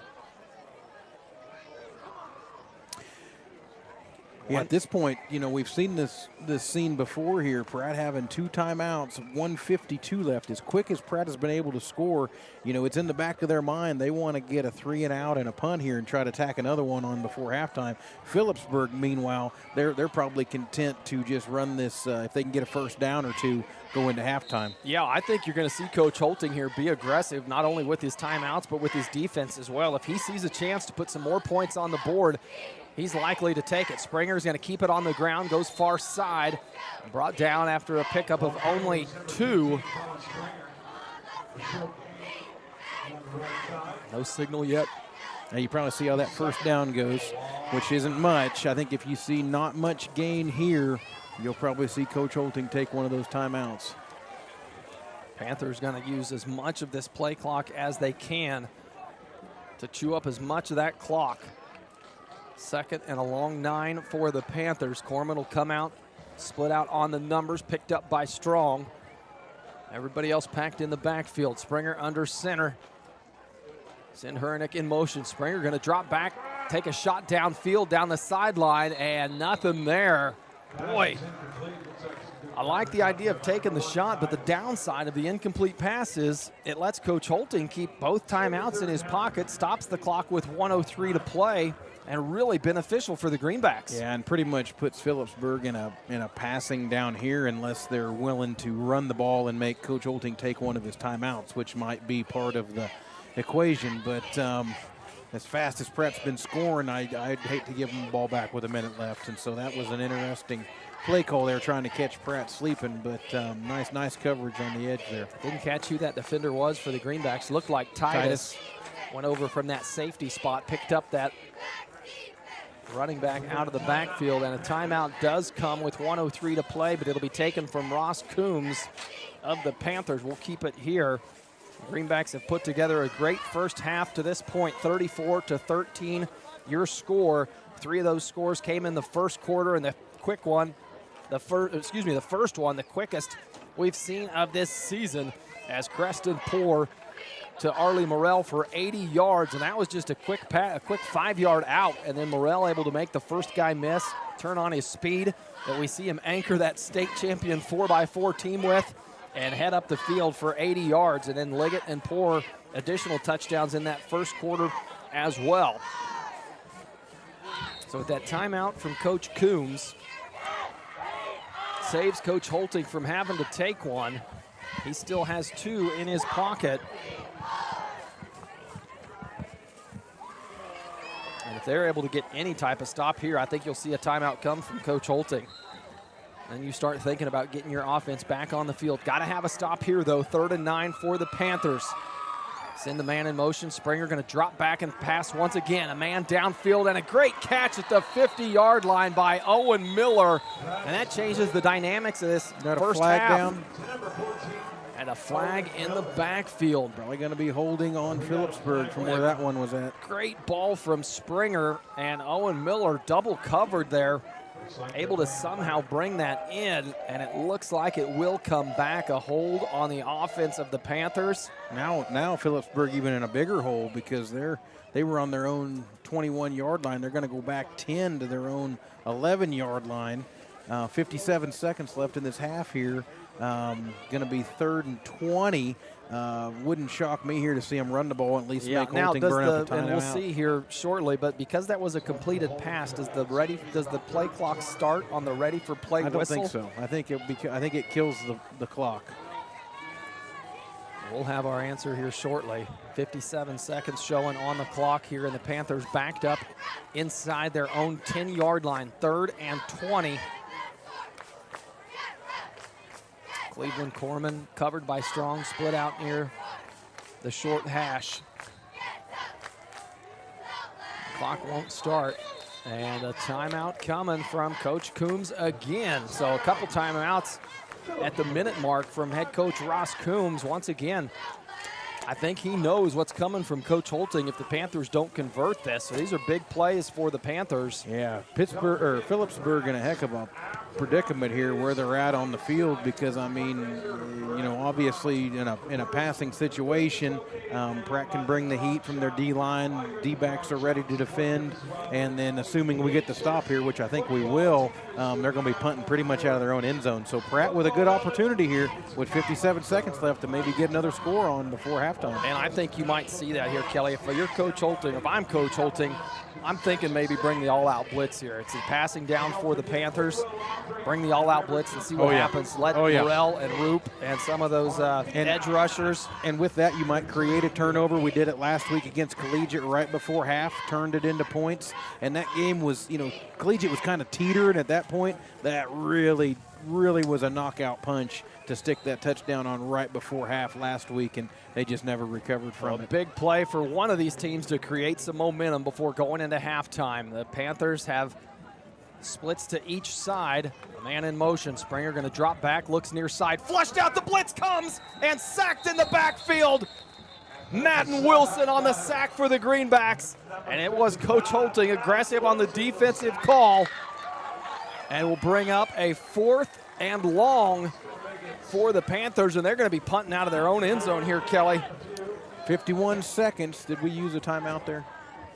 Yeah. And the Greenbacks so we'll have will one take timeout. a timeout. So they'll one remaining. One way or another, the Greenbacks going to get this ball back.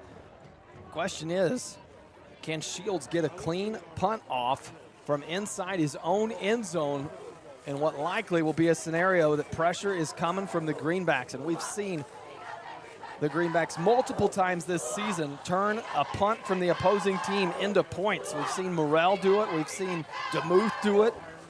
You know, Phillipsburg's had cleaner punts than we've seen from pretty much every team this year, but they're only netting about, 30 to 35 yards out of a punt. So if they're kicking out of their own end zone, and they're going to have to rush this one. So you're not expecting your best punt here. I would guess Pratt takes this ball over. I'm hoping on the Phillipsburg 30-yard line or better, bearing a bigger return than that even.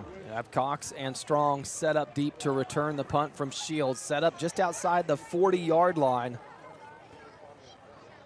And Shields, boy, his heels are on the back line of the end zone for the Panthers.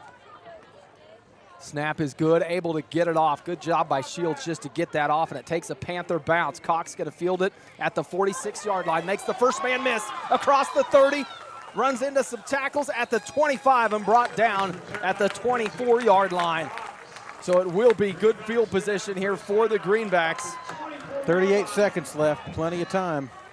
After Cox able to scoop that one up on the second bounce, which is always tough to do, and then advances it another 15 yards. The Greenbacks with a 34-13 lead, trying to tack one more on going into halftime, knowing that the Panthers get the ball coming out to start the second half.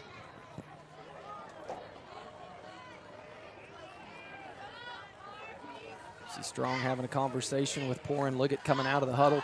Now the offense set. And in the turf, lead blocker Sebastian Beach. And Strong will go in motion. The snap to Poor. They fake the out to Strong. Poor looking deep. Now going to step up through the pocket and scramble. Bounces it outside. Strong turns into a blocker and sets up a great block for Poor. Up the sideline. Touchdown, Greenbacks. Boy, the second time tonight we've seen a receiver for the Greenbacks turn into a blocker that has let the ball carrier get around him and get into the end zone. Didn't even need 38 seconds. No. 12 seconds, one play for the Greenbacks, and it's a 40-13 ball game. And Creston Poor, his third touchdown of the night. One through the air and two through the ground.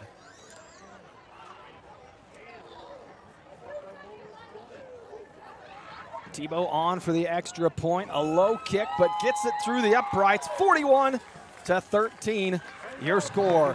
Greenbacks lead it. 26 seconds on the clock. We'll keep it here as we'll be heading to a break here coming up shortly. Heading into halftime. You want to stick around, as always, for the Uptown Cafe Club DS halftime show. We've got the weekly Greenback Rundown brought to you by Liberty Middle School students. And once again, it was another fun one. That's one of the fun hours of my week. going to Liberty Middle School and being able to sit down with a couple fresh students each week from Mr. Ricky's journalism class. Spend about 30 minutes recording to get about 3 good minutes of usable audio. But boy, they have a good time, and so do we. We always re-air that too, so if you missed the broadcast, if you're a parent or grandparent out there and want to go back and catch it, we re-upload it the next day. Check it out on Eastus Media's Facebook page. You can find that. 26 seconds to play, and the Greenbacks tacking on another 7 there, lead at 41-13 as Tebow gets ready to send another one deep. The Burrish and Hurnick back deep for the Panthers. And if you're Phillipsburg, you're content to just get this football and go to halftime, as you don't want to even let Pratt High's offense sniff it here. Tebow, a line drive kick and bounces over the head of Burrish into the end zone, so it will be a touchback. And the Panthers, with 26 seconds left, have some options here if they want to try to take a shot. But like you said, the safer thing to do at this point may be to get that ball into half and regroup, regather. And you know, even running it last week, you know, Collegiate tries to run the ball, they get it stripped, and we run it back to the inside the 5-yard line, then push a score across. You know, the game here, obviously, Phillipsburg doesn't think they can win this football game anymore. But, you know, to save a little face here, it wouldn't shock me to see just either a straight-up dive or even a knee.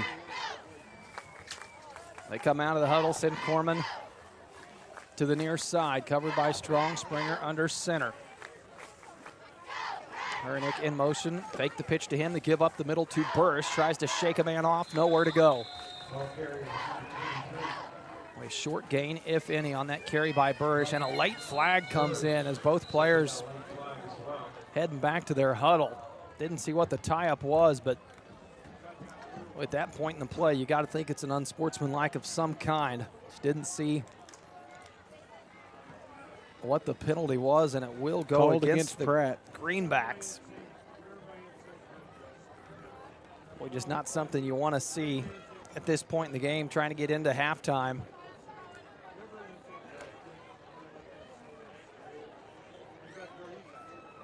So some substitutions here as they step off the yardage from that penalty. I don't know if that changes the play calling at all here for Coach Coombs. You know, with 14 seconds left, I don't think so, Cody. You know, it's a deal that, you know, you probably run the football again and try to squeak something through. But even, you know, at that point, Pratt's shown the ability to run down the fastest of Phillipsburg's runners. So not a lot to be gained by it. First and 10, ball spotted on the 35-yard line. They give it up the middle. No, they keep it around the outside, and a big hit on the far side. Saw Hurnick go down in the air, having to be helped up. Didn't see who delivered that from the Greenbacks. Trying to keep an eye on some of these big hits for the Meade Lumber hit stick of the night. And that'll take us to the end of the first half. Greenbacks on top, 41-13 here at Zerger Field. Stick around. We got the Uptown Cafe Club DS halftime show coming up next here on Thunder Country.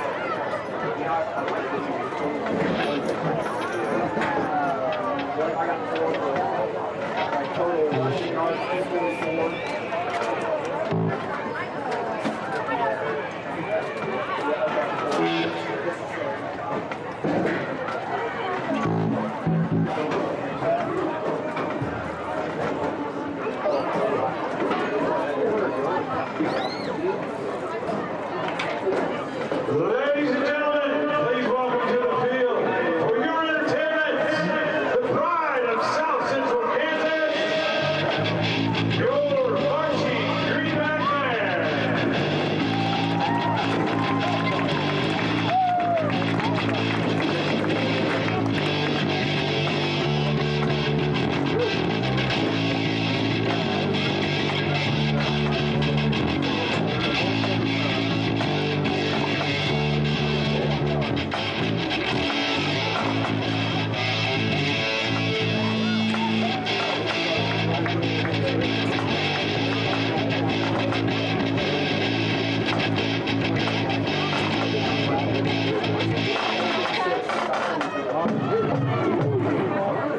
Heritage does. What about good fans? They do too.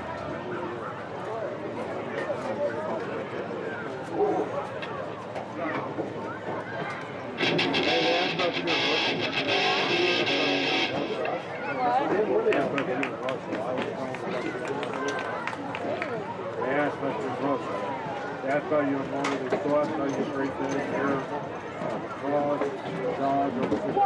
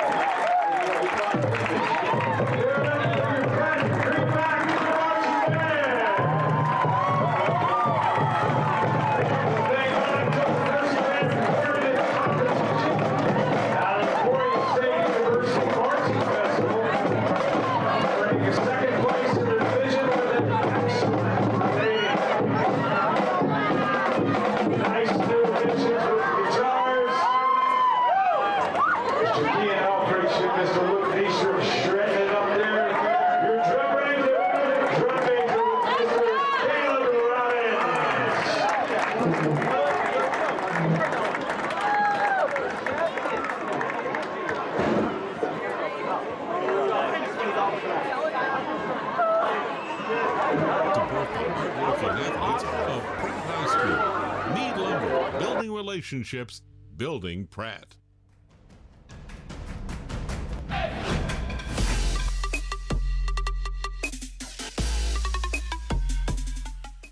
Are you a sports fan looking for a great place to grab a bite to eat? Look no further than Legends Cafe, located in Pratt, Kansas, on Highway 54. Legends is open 6 days a week and serves up mouth-watering burgers, fresh salads, hearty sandwiches, and much more. And don't forget about their daily specials. Legends is proud to support Greenback Sports and all the local teams. So whether you're celebrating a big win or just need to refuel after the game, Legends has you covered. Come on down to Legends, and we'll take care of the rest.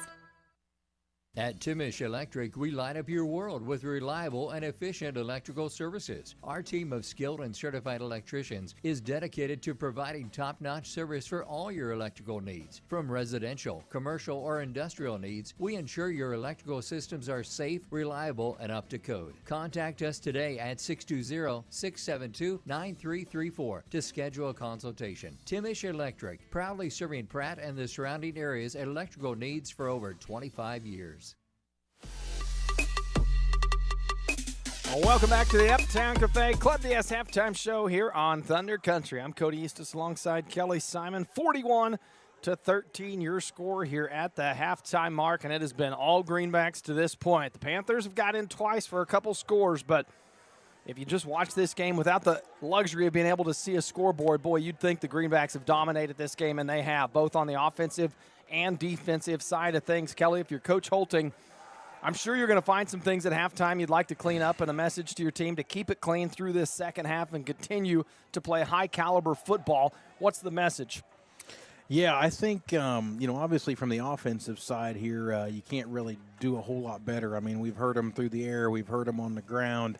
One thing you'd want to see, I think, if I'm Coach Holting, is to say, hey, guys, they have had some success running the football on us, mostly between the tackles. Let's see if we can tighten that up and get a couple of stops. At that point, I think you'll see the Pratt High JV. You'll probably see Pratt's varsity play the third quarter, I'm guessing. We got to keep these guys in game shape. But, the one thing that Phillipsburg can point to is they have been able to chunk out some yardage as long as they didn't hurt themselves with a penalty. But from Pratt High's offense standpoint, I don't know what else you tell them other than keep going, and you probably throw some wrinkles out there and work on a couple of plays you want to see live against the defense. Because we'll need them as the season progresses here. But great first half from Pratt. A lot of offensive fireworks. Phillipsburg just does not have an answer for anything we're doing offensively. I'd like to see the young kids in here maybe at the end of the game get a little playing time in that fourth quarter. I think it's a game that you're going to see that. The Greenbacks come out, like you said. I think you'll still see starting offenses out here through the third quarter, at least to start the third quarter. That's kind of been the MO of Coach Holting and the way he likes to keep things clean. You want to still keep your players out there. I know it's always fun to think you can just go out and play a half of football, but, boy, when you practice all week for Friday nights, they're so limited, there's so few of them, that when you get out there on Friday night, you want to get more than a half in, and Coach Holting always does a pretty good job of making sure his starters get their fair share of football, even in these games that get a little lopsided at halftime, but also a good opportunity to see some of your young kids get some varsity reps that are going to pay dividends later on in the season or in their future years as Greenbacks. So I think we'll see a combination of both here. For your Phillipsburg, you got to come out and just focus, I think, on those two successful drives. Like you said, you've been able to put a couple drives together that turned into points. And if you're Coach Coombs and sending a message to your players, I think that's what you're telling them is, hey, guys, we've shown we can do it. We need to go out, buckle down on defense, and when we get the ball on offense, we've got to stop shooting ourselves in the foot as well. They were plagued by some penalties in that first half that really made some of those drives and putting drives together, stringing them together, difficult to do when you've got over 100 yards in penalties through the first half. So a couple adjustments I think you'll see from both teams here. The Greenbacks, though, look like they've got this game well in hand as they lead at 41-13. When we come back, we'll wrap up the Uptown Cafe Club DS halftime show and get you all set for second half kickoff here on Thunder Country.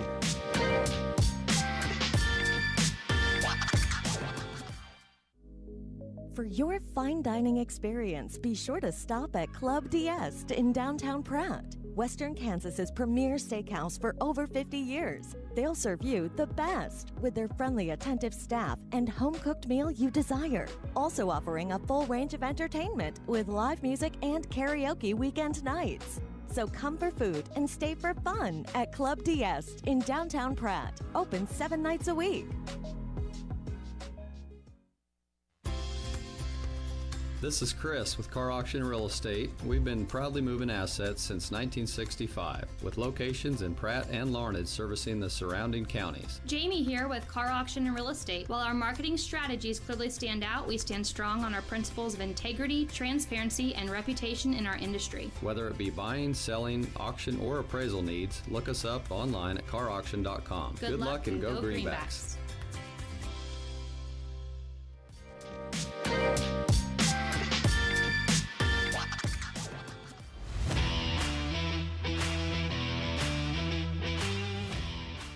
It's a fact. A custom cow mineral does not have to cost more. Actually, it might be just what you need to improve your cow herd. The friendly and helpful professionals at Extra Factors in Pratt are available to sit down and discuss your operations needs and goals. From custom protein supplements and liquid protein to bulk commodities and possible mineral formulation. Find it all at Extra Factors. Call 620-672-5616 and speak with Levi Macbeth for all your nutritional needs. Extra Factors. We put the extra into cattle nutrition.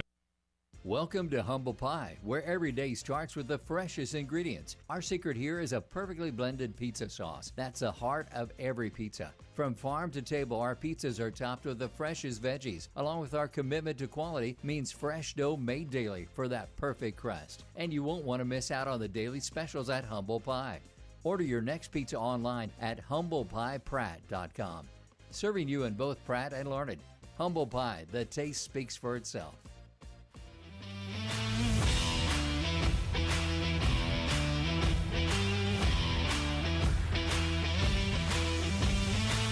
Welcome back to the Uptown Cafe Club DS halftime show here on Thunder Country. As we wrap it up, get set for second half action. It'll be the Panthers receiving the ball to open up this second half, and they trail at 13-41 after one half of play. I mentioned it, talked about it during that halftime break. Now it's maybe a matter of what personnel you see out there on the field for the Greenbacks, how long you see them, and what type of reps some of these younger kids are going to get.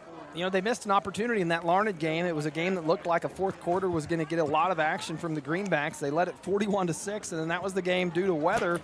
They called the fourth quarter off, so it was a quarter that some of these younger kids and underclassmen lost for varsity action. So this game shaping up to look like to be an opportunity for them. Yeah, it's a fine line there. You know, you want to keep your starters in game shape and also limit injuries, and so that balance of when to pull the plug on the first string is always a challenge from a coaching standpoint, because, you know, this game looks like it's in hand.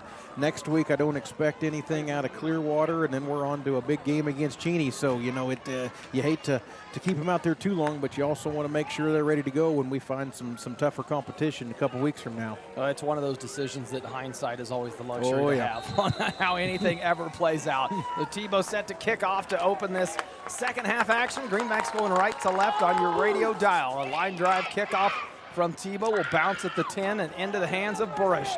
He'll come across the 20, still on his feet, across the 30, finally brought down at the 38-yard line. And another good carry for Blake Burish. Well, he was a workhorse for this Panther offense in the first half. We mentioned his 17 carries, and they were not easy yards that he picked up. He's a good hard runner. That Phillipsburg offense runs behind him. Greenback defense, first team defense out on the field to open up this second half. So we see the offense from the Panthers break the huddle. Corman split out near side. Burge in the backfield, Springer under center. The give around the end to Schwinn, trying to stretch it out, now turns upfield. Morrell bringing him down from behind at the 50-yard line. Doing a good job by Morrell. To not get a horse collar. Exactly. He was really heads up and cognizant to know that if he brings him down from that initial grab, the flag's going to come in after it. You could see him almost make sure he got another step or two before he could get his hands around him. A heads-up play from Arlie Morrell. Will be enough for the first down on the carry by Schwinn. First and 10 for the Panthers. Still on their half of the field. Ball spotted at the 49-yard line.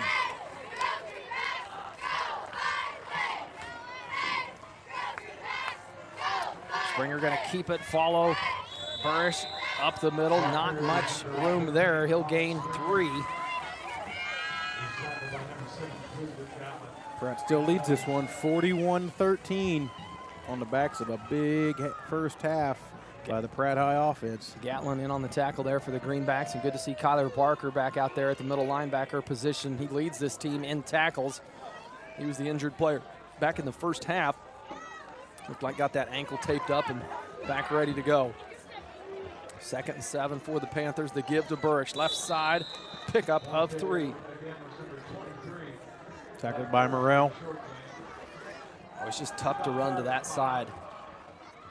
Morrell can cover so much ground, and he's got the size and the strength to fight off that initial block.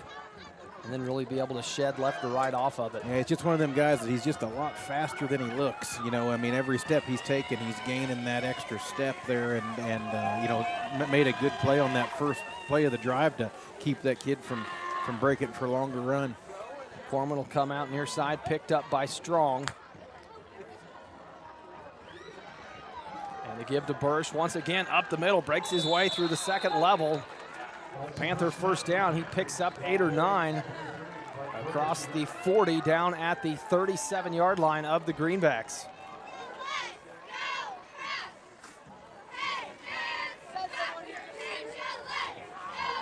That's where Bursch has had most of his success tonight, is up the middle.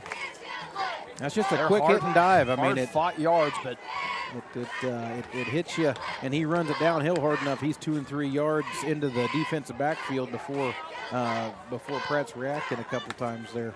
He's got a little bit of that Cam Scattaboo in him. If you saw him last night against the Eagles, a great night, and is having a great debut in the NFL. Bursch, a little bit of a similar running style. Some confusion there again on the handoff. Looked like Burrish wasn't sure if he's supposed to take that one or not, but because of the hesitation, Pratt High's defense just caves him down for no gain. Second down and 10.5. Ramos in there on that tackle. 9:35 to play here in the third. Panthers got the ball to start this third quarter, trying to keep this opening drive alive. They got it into Greenback territory. Ball spotted at the 37. Haven't seen him put the ball in the air yet this half. Didn't have a lot of success with it in the first half. He gave to Hernick, trying to stretch it out wide. Gets through the first man and down near the 30-yard line. Will be shy of the first down. A good 7-yard pickup. Make it a much more manageable 3rd and 4 for this Panther offense. And certainly Phillipsburg in 4-down territory here, so probably going to see some sort of a middle run here to try to make it real manageable on 4th down if they don't pick it up on 3rd down. Yeah, I think if you're trying to pick this up in 2 plays, 8:41. Your workhorse is going to help you do that, and that's Burrish in the backfield. This time they send Corman out to the far side near the Panthers sideline. New set here. And a power backfield. Burrish with a man behind him. Springer going to keep it on the ground. Nowhere to go as Madden Wilson brought him down in the backfield. Yeah, and that time we saw the Panthers with an offensive set we haven't seen them come out with, as Burrish and Hornick both in the backfield.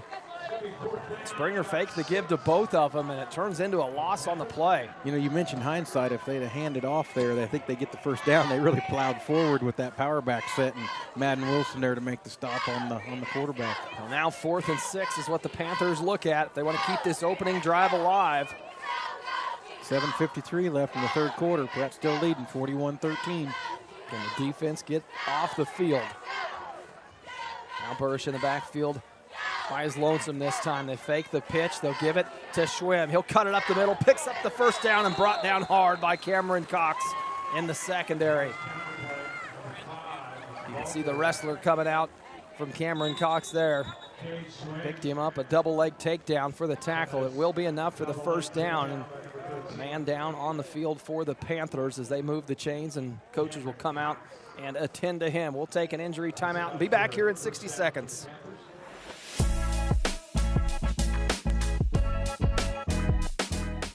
Escape into your ultimate outdoor getaway with the help of Uni Landscapes, your local full-service landscape design and construction company specializing in landscapes, hardscapes, patios, sprinkler systems, water features, and snow removal services. They create your dream space by incorporating design elements unique to you and your family. Uni Landscapes serves Pratt and the surrounding area and is open Monday through Friday. Call 620-672-3301 to transform your outdoor space today.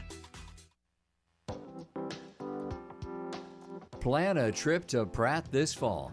From small-town charm and unique shops to local dining and museums, there's something in Pratt for everyone. Spend an autumn afternoon in our beautiful parks and along our walking trails. Stay up to date on events and activities by following Visit Pratt on Facebook. That's Visit Pratt on Facebook. We hope to see you in Pratt.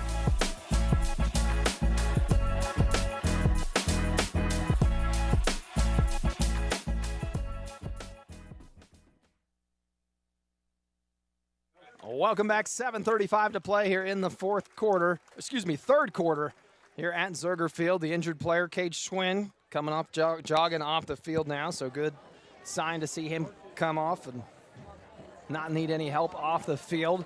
It was a big pickup from Schwinn on that play before he went down. Picked up the first down. They needed 7 on a 4th down attempt, and they picked it up. So a new set of downs for the Panther offense. It'll be 1st and 10, ball spotted right at the Greenback 20-yard line.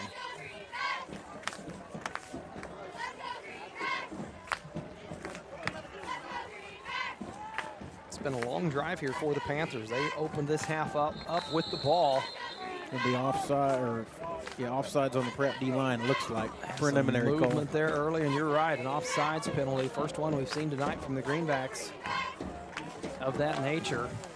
So 5 easy yards there for the Panthers. Bring up 1st and 5 and gets them inside the 20-yard line down to the 15.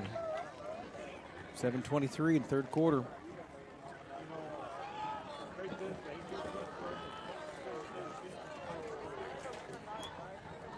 And this is the set we've seen all night. Burrish in the backfield. Give it to him, lowers his shoulder. Boy, he delivers the hit, takes the hit. A little bit of everything there. Another tough run from Blake Burrish. How many carries he got on tonight?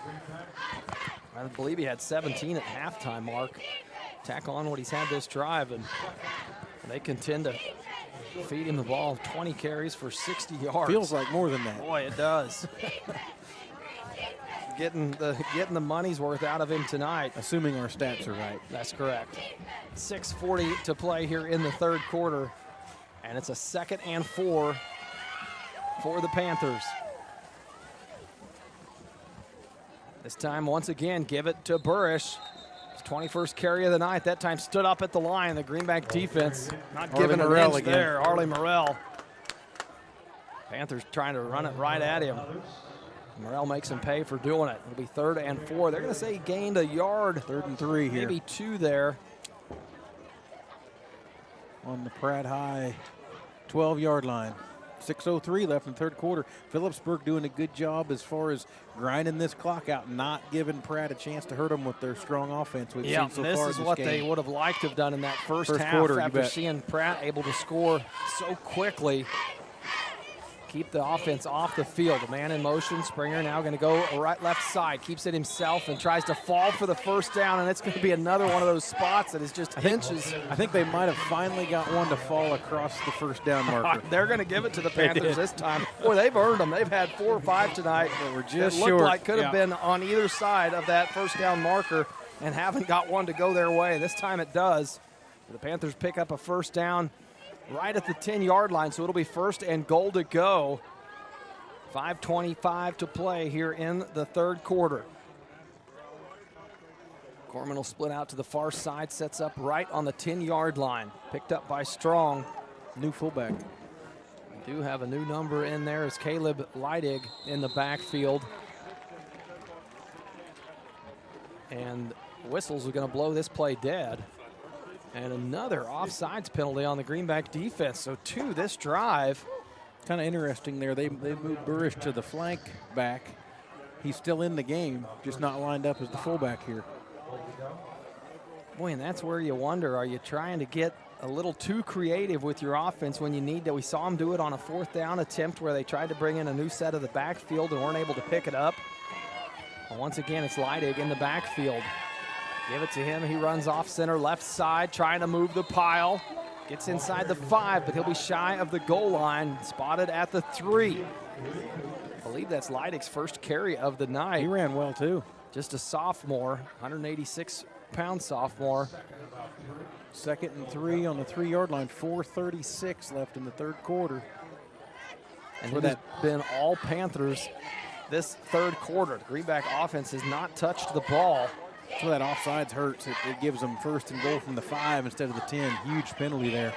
It's Leidig once again in the backfield. Burrish split out in the flank position. A man in motion. Fake to Leidig. Springer's going to keep it around the outside and walk it in for a touchdown. So a lengthy drive by the Panthers. turns it into 6 points, makes it a 41-19 ball game with 4:09 to play. 8 minutes on that drive. Boy, they were able to keep the Greenback offense off the field for 8 minutes. That was one of the things you talked about pregame, was that if this Panther team wanted to have success, it needed to keep that dynamic Greenback offense off the field. Didn't see it a lot that first half. Came out this second half and really did a good job of it. Yeah, that's the game plan they wanted to execute from the start, which is why I was curious they elected to defer the kickoff. Kick from Shields up, the hold from Burrish good, and puts it through the uprights, makes it a 20-41 ball game. Greenbacks on top. A 13-play drive by the Panthers, chewed up 7:51 on the clock. We'll be back with more Greenback football when we return.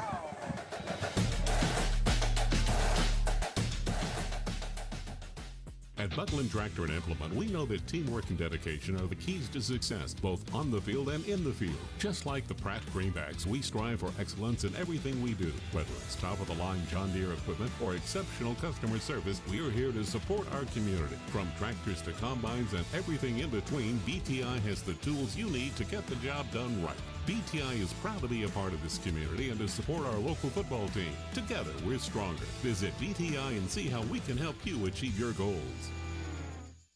Are you a sports fan looking for a great place to grab a bite to eat? Look no further than Legends Cafe, located in Pratt, Kansas, on Highway 54. Legends is open 6 days a week and serves up mouth-watering burgers, fresh salads, hearty sandwiches, and much more. And don't forget about their daily specials. Legends is proud to support Greenback sports and all the local teams. So whether you're celebrating a big win or just need to refuel after the game, Legends has you covered. Come on down to Legends, and we'll take care of the rest.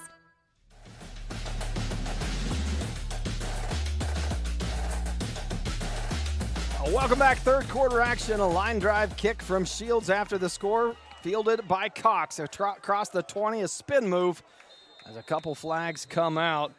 Cox brought down at the 24-yard line, but it looks like it'll be backed up as multiple flags came in on the back end of that play, and the Greenbacks with a player down. An down. injured Greenback here. He's sitting up, though. That's Looked a good like sign. It was Cox who was taken down on that play. Now going to get tended to, so we will take one more break as they check on Cameron Cox and be back with more Greenback football when we return.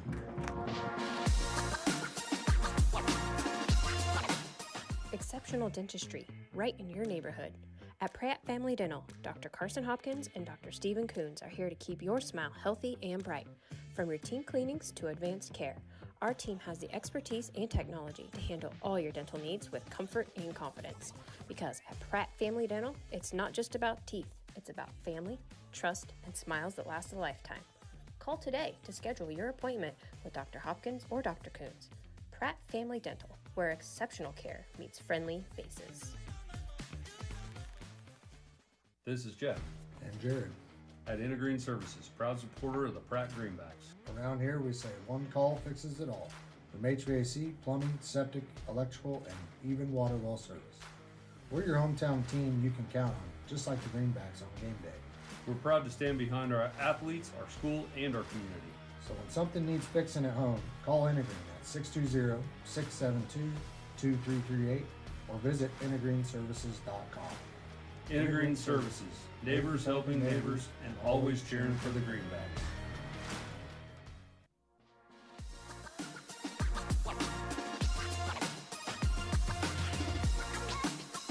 Welcome back. 4 minutes to play here in the third quarter. Penalty yard to be assessed here after the return from Cameron Cox. He was able to get up and jog off the field. Good sign for Greenback fans. And so that penalty will back the Greenbacks up inside the 10-yard line is where they'll start this drive off. And it's coming off of a Panther score, a drive that took nearly 8 minutes off the clock and made it 41-20. Be first and 10 for the Greenbacks. Ball spotted on about the 8-yard line. But we've seen them able to strike fast. Yeah, we'll see if Phillipsburg made any defensive adjustments here. Perhaps scoring at will in that first half. Their first chance here. Greenbacks with trips here to the near side, trying that quick strike to Morrell. Not able to hang on to it. Boy, he was so excited from that first one to open the game up. Thought he was going to do it again there and forgot to haul it in before he turned upfield to make that first move. Well, and a lot of respect from Phillipsburg. The D-back had about a 15-yard cushion on Morrell. So that's why he threw him to the ball right out of the gate there, and he probably started running one step before he secured the catch. Well, the Panthers catch a break on that one, and they'll bring up 2nd and 10. Stops the clock at 3:57. Greenbacks will come out in the exact same set. Morrell on the far side, trips to the near side. It's like Roop, Titus, and Liggett on the near side. They're going to set up the screen for Titus. Catches it at the 10, up to the 18-yard line before he's brought down. He's right at the first down marker here. I think we're going to have it. No signal yet, and first now down. they may bring a measure. No, they will move the chain, so a first down for the Greenbacks. Looked like that far side official was going to come out for a measurement. You know, the passing from Pratt, we saw it a little crisper last week against Collegiate. Been very good tonight. I don't know what the attempts and completions are, but it just feels like about every pass we've thrown outside of the one Morrell just kind of dropped in his hands has been pretty much complete. Yeah, well, coming into this ball game, the Greenbacks only averaged 78 yards in the air, and at halftime they had 132, so well above their per game average. 5 for 8. Greenbacks tonight. are 5 for 8 on the night when they decide to put it in the air. Most likely there's a penalty on the play here. Looks like in the realm of holding on Pratt High's offense. We'll see where it was thrown. That's where I would guess. I mean, that's something that if you're Coach Holting, that's one of the things you'll point to at this game and want to clean up is the penalties on the Greenbacks. Holding on Pratt. And one of the first times tonight we see Phillipsburg hold the edge, make Liggett cut that ball back up inside where they had some help to tackle him. So after that penalty, step it off. It'll be 1st and 15 for the Greenbacks. And once again, the Greenbacks in a spread formation. It's Morrell out wide by himself on the far side. One-on-one. Boy, that's a matchup you like to see if you're Creston Poor and the play caller for the Greenbacks. We're backing up again. Didn't like how far they marked that back. Had to take us back some more. 3:20 left in the third quarter. Pratt still leading this one, 41-20.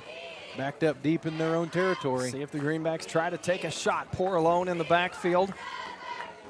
Takes the snap, looking Morrell's way again. Gets it to him this time. Morrell fights off the first block, stays on his feet, and some help comes to take him out of bounds at the 18. So the Panthers do a good job of defending that pass play this time. That first defender that was out there with Morrell able to hold him up just enough for help to come his way. Well, I tell you what, you never want to call, from Phillipsburg's standpoint, a 7-8 yard gain a victory, but when you see where that play was starting and Morrell slipping around the tackler there a little bit, I think they'll take a 7 or 8 yard gain all day. 3:06 on the clock. It did stop with Morrell out of bounds on that play. The Greenbacks looking at a 2nd and 13. Ball spotted on their own 16-yard line. Now the Greenbacks pack it back in the backfield. Snap to Poor. Set up the counter play. Coming around this side is Strong. Spins around, still on his feet, able to break a tackle across the 30. A foot race as Hornick trying to chase him down. Finally brings him down at the 35-yard line. Once again, Caleb Strong gets to the sideline and a big pickup for the Greenbacks. You know, Phillipsburg had hands on. Had a 51-yard pickup, and it doesn't look like the clock ever started on that play. Give us more time to score. 3:06 still remains. Good strong run there by Strong in that Phillipsburg had hands on him at the line of scrimmage, and he pulls through that tackle and finds a crease, gets up the sideline. Great run and great blocking by the Pratt offensive line. Yeah, I initially didn't think he was going to be able to kind of slide his way through those two defenders and able to break those initial tackles for a huge gain, his 2nd big gain of the night. Once again, Morrell, single coverage on the far side, fakes the slant in, now goes out. The throw from Poor. Morrell goes up high to get it. Did he bring it down? Yes! Morrell goes up and does a great job high pointing that ball to bring it down for another Greenback first down.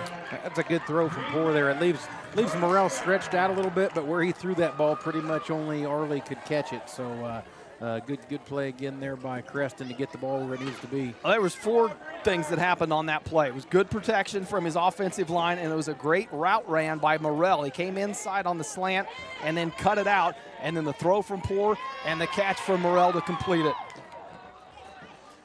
2:35 left in the third quarter. Pratt leading this one 41-20. Roop hustling out here near side. Poor alone in the backfield. Once again, dropping back. This time looking Roop's way, taking a shot. Corner of the end zone. Touchdown, Gavin Roop! Another great ball from Creston Poor, and Roop picks up his 2nd touchdown of the season. A 22-yard pickup, and Creston Poor continues to have the night of his season. That strike makes it 47-20 with 2:19 to play as Tebow will come on for the extra point.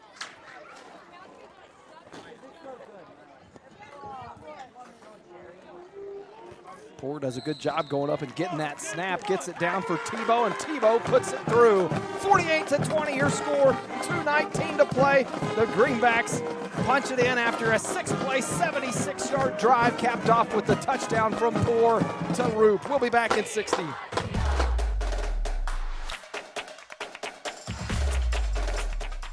Tonight's Greenback action is brought to you by Doug Ray Chevrolet, your #1 new and #1 pre-owned dealer in all of South Central Kansas. At Doug Ray Chevrolet, we provide you with a great buying experience plus an award-winning service department, which means you can depend on us for all your automotive needs, whether it's cars, trucks, or SUVs. From the moment you walk through our doors to the time you drive off the lot, we're here to make sure you're satisfied every step of the way. We're still doing business your way right here in Pratt, Kansas. Doug Ray Chevrolet, proud to support Greenback Athletics.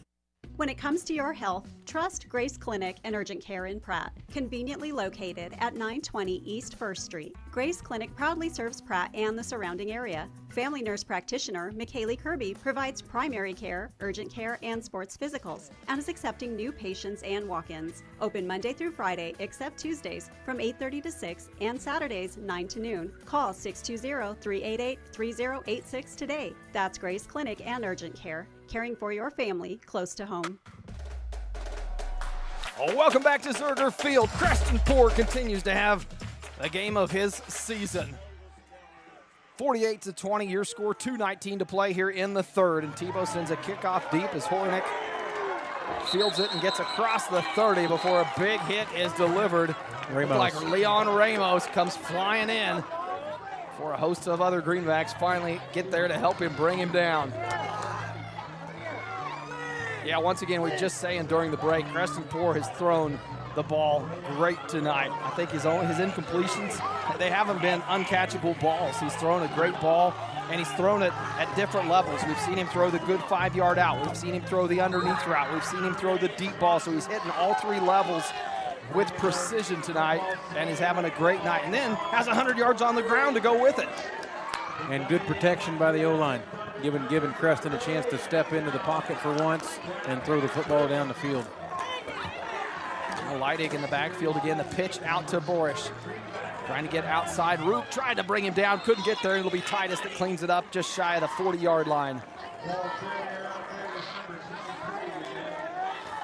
A pickup of 5 by Burish. Curious again, Burish moved away from the fullback position into the I guess you call it the wing back, if you will. And really had success. Been having a lot of success all night. Running downhill from that fullback position. 1:38 left in the third quarter. Yeah, and that's kind of seems to be the switch that they're going to stay with is Leidig in the backfield and Burish in that wing position. They give to Leidig up the middle. He'll pick up 2. He'll be shy of the first down. It'll bring up 3rd and a long 1. We mentioned Bursch, the senior running back on the roster. Leidig, just a sophomore, but he runs the ball well. He does. He runs the ball well, and there's probably a little bit of thought Phillipsburg's side of this game is not a district game. It's not a league game. Obviously, they're not going to win it being down 48-20. Might be thinking ahead to, hey, let's save some hits on Burrish and keep him for the rest of the season when we get into our postseason. Boy, he has taken some hits tonight. Leidig in the backfield, fake to give. Springer will keep it, roll around to the outside. Still on his feet across the 50, gets to the sideline, and a flag comes in late at the end of that run. I don't think the far side officials saw that flag come in. So he was signaling the chains to move along with him. Coach Holton quick to point it out that there's a flag on that play. They need to stay put. So that's going to be a penalty on Pratt. Oh, flag. Sideline warning. On the Greenbacks. And I guess I didn't see that coming from this side. What would have looked like it was something on the back end of that play.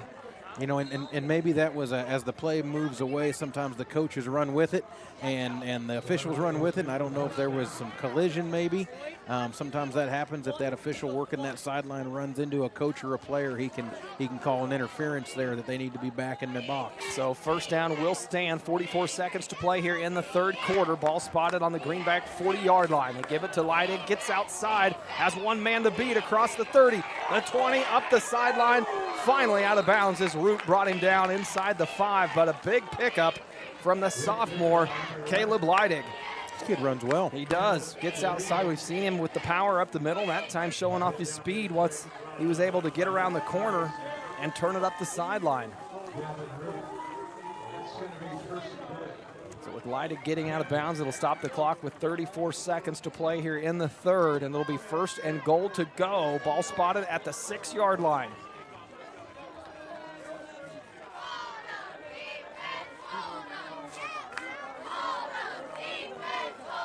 Ben Burrish that has the 2 touchdowns on the night for the Panthers. We're going to run out of time here. Play clock winding down, and Coach Coombs going to have to take a timeout to avoid the delay of game.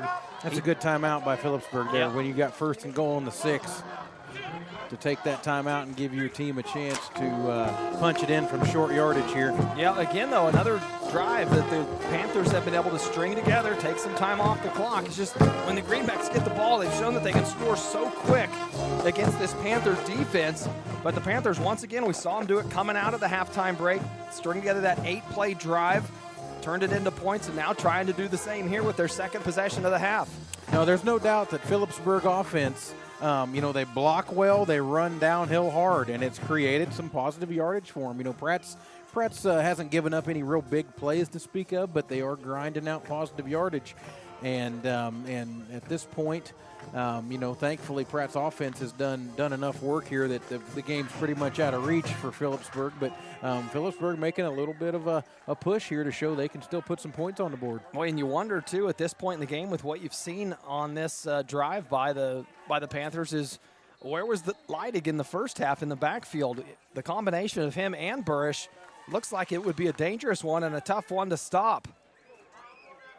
Burrish will go in motion. They'll give to Leidig left side. Tries to spin his way up the middle. Nowhere to go as 3 Greenbacks bring him down.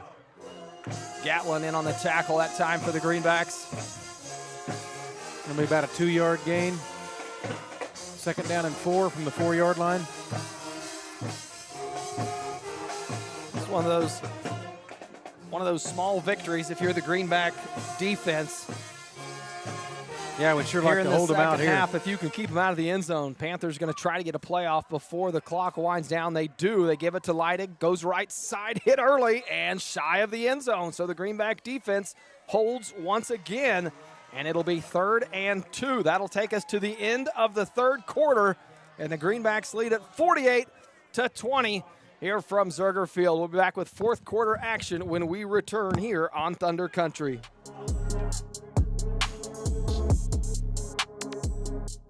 The quarterback counts on his O-line for protection in the pocket. In Pratt, you can count on me, Jamie Roach, your Farm Bureau agent, to protect your family's blind side no matter what life throws at you. We are here to handle all of your auto, home, life, and business insurance needs. Don't scramble around working with multiple insurance companies. Talk to me, Farm Bureau agent Jamie Roach, today. We can help protect what matters most. Farm Bureau Life Insurance Company, Farm Bureau Property and Casualty Insurance Company, Western Agricultural Insurance Company. Clear, comfortable vision is one of life's greatest blessings. At Maydew Tebow Optometry, Doctors Troy Maydew, Seth Tebow, and Andrew Peaster are committed to helping you maintain healthy eyes and clear vision. Prevention and early intervention are the keys to your eyes, providing that clear and comfortable vision your entire life. Regular comprehensive eye examinations are essential in identifying conditions that can damage your sight. Call us at Maydew Tebow Optometry for an appointment today or visit us at maydewtebow.com.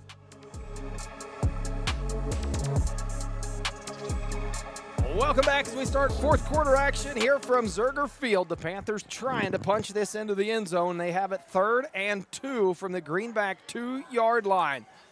Hornick in motion, and the give up the middle. Didn't see who the ball carrier was. Went wide to... Good fake there. As Hornick, the ball carrier. So the Panthers get in the end zone. Rather than up the middle like we've seen them in the past with Burrish, they go out wide that time and make it a 26-48 ball game. Greenback still on top. 11:56 to go here in the fourth quarter.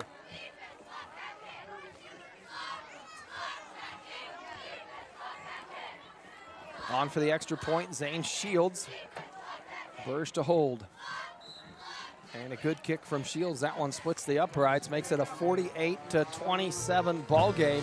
And again, another 7-play, 67-yard drive that chewed up 2:23 on the clock for the Panthers. It's just the story of maybe a little too late in this ball game. You can point to signs, you can see things that the Panthers do well. It's just doing it consistently well for the full duration of a game that they haven't been able to string together. And when you're going up against a team that's firing on all cylinders like this Greenback team is at this point in the season, it's just a tough matchup for an undersized team. We mentioned it in the pregame, but you know, this Panther team, when you look at enrollment, something you always do of schools just kind of getting a gauge for size-wise, because numbers make a difference. This school only 10 students away from being a 1A school. That's right. They are really punching above their weight, taking this game with Pratt here and making it competitive. I mean, like I said, the outcome of the game I don't think is in question with 11:56 left in the game, Pratt being up 21 points, but a valiant effort from Phillipsburg to fight back here. Just don't have an answer for our big playmaking on offense, through the air mostly, but certainly on the ground too. Yeah. And at that point, they're just not going to be able to win the game, but certainly grinding on us. Shields line drive kick down the left side. Cox going to field it inside the 10. Comes up across the sideline, out across the 30. Still on his feet, brought down at the 32. And Cox was that last player we saw down on the field for the Greenbacks, so good to see him back out at full speed on that kick return. 11:49 to play here in the fourth quarter. And by all accounts, it looks like it's that Greenback first-team offense still making its way onto the field. Yeah, I think at this point with Phillipsburg putting 2 scores on here, you know, you're going to see the Pratt High starters play late into this game. You know, I'm sure Coach Holting didn't like giving up 27 points here, and you know, we're going to see the Pratt firepower on full display here. So the Greenbacks break the huddle, pour in Liggett. Set up in the backfield. Liggett to Poor's right. He'll take the give. Goes left side, lowers his shoulder, and a pickup of 6, but a flag comes in behind the play. Looks like the realm of holding again, but we'll see. Where it was thrown, holding on Pratt. Boy, and that's just once in a while. One of those things that you want to clean up if you're Coach Holting. Said it earlier, that's the thing you could point to. The Greenbacks, prior to that one, 5 penalties for over 100 yards on the night. And you know, it's very forgiving when you're able to generate the big plays that Pratt has been able to generate. You know, we're ripping off huge yardage on runs and passes, and so you can get a 1st and 20 here, and you still feel confident we're going to convert this to a first down, and we haven't punted yet tonight. You know, you face some people that have a little stouter defense, and that 1st and 20 becomes a lot different animal, you know. So backs the Greenbacks up 10 yards. It'll be 1st and 20. Ball spotted on their own 22-yard line. The give to Barker. Tries to get around the left side. Gets through a hole, and a big hit delivered by the Panthers. Looked like Zane Shields came flying in there and knocked Barker to the ground. Barker gets back most of it. Going to be 2nd down and 10. When the Greenbacks, in rare territory here of nearly having 3 players to rush for over 100 yards in the same game. Poor's already there. Strong only needs 4 more yards, and Liggett only 11 yards away. So, but good distribution there. I like that, where multiple backs are getting those yardages. Keeps you from leaning on one guy too heavily. I like it. And not many carries. Poor's done it on 4 carries. Strong's done it on 4 carries. And Liggett only 7 carries tonight. Liggett going to take the snap, keep it right side, trying to pick up the 11 he needs. Lowers his shoulder across the 40, and he'll gain 8. Good hard run from Cade Liggett. That time elected to deliver the blow at the end of it rather than step out of bounds. Going to be a third and 1. 3rd and 1 for the Greenbacks. On the Boy, Pratt a High. short one. That marked right at the sticks. 3rd and 1 at the Pratt High 43-yard line. 10:29 left in the ball game. Pratt leading this one 48-27. A lot of offense in this game. A lot of offense. I like it. I think we called for a measurement. Yeah, I think Coach Holting, and when you look at that, boy, that ball is about right down our field of vision here from the booth on the 44-yard line. Rather than measure it, they're going to say 1st down. And, boy, Coach Coombs going to say, is that all you have to do is ask for it? I've had 4 of those tonight that we've had to run the play to try to get them. If I'd have known that sooner, right? The request comes in from the Pratt sideline, and it's just move the chains. So 1st and 10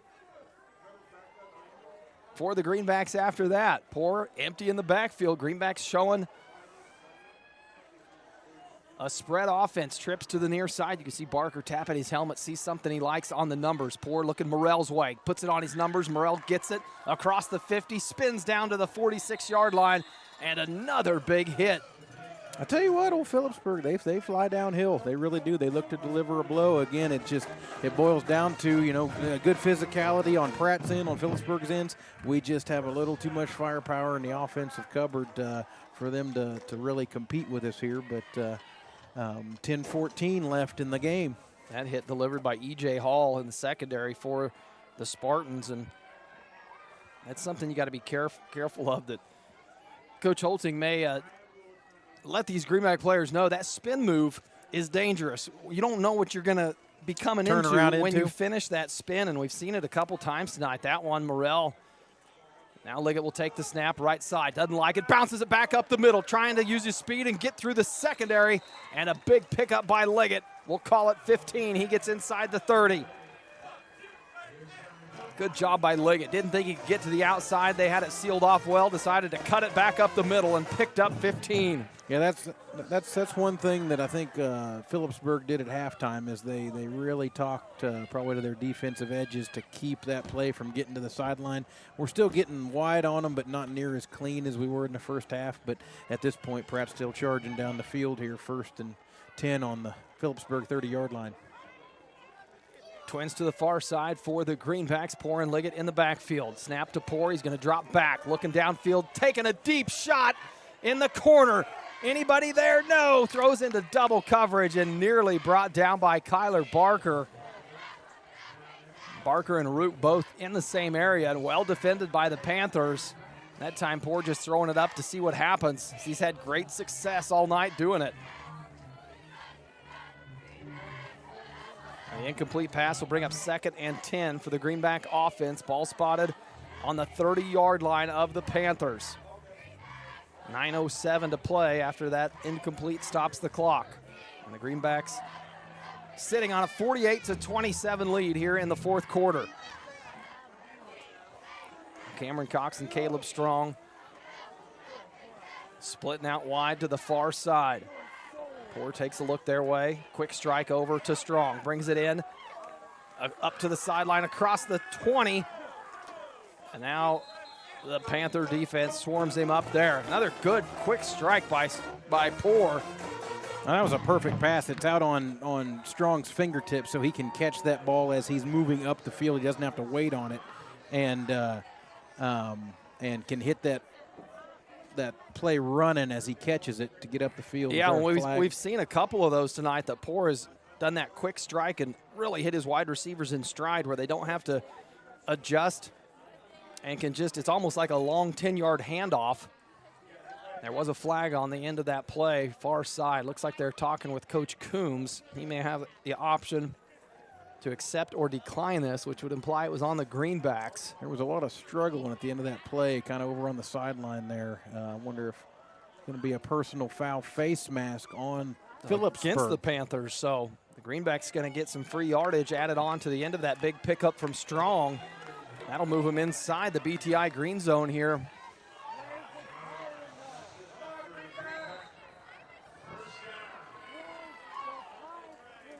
Picks up a Greenback first down. They drop the stick, so it'll be first and goal to go. Ball spotted on the far 8-yard line of the Panthers. Roop in the slot position. Liggett stands to Poor's left.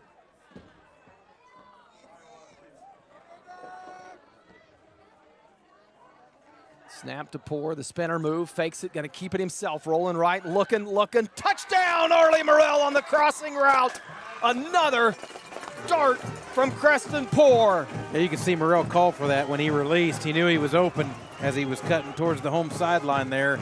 Raised that big arm up to signal to Poor that to throw it to me and put it right on the money. And a great job by Morrell to know where that end zone's at. So many times it's tough to know as a wide receiver the yardage you need to get to. Sometimes that's called for a 5-yard route, but if the end zone's at 7, you need to make sure you run it at 7. And Morrell did a great job and a great pass from Creston Poor.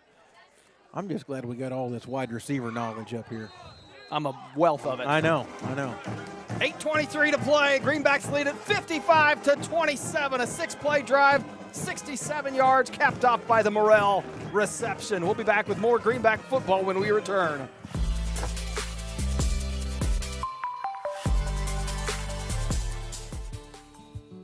This is Terry from Gatlin Meckler's Pharmacy. On display in our pharmacy is a nice assortment of over-the-counter items and a wide array of medical supplies, which includes knee scooters, walkers, canes, and bathroom items. We bill Medicare for respiratory supplies and immunizations. Our preferred pricing on prescriptions will get you through the door, and our customer service will get you to come back. Be sure to stop in today and see us on Country Club Road in Pratt.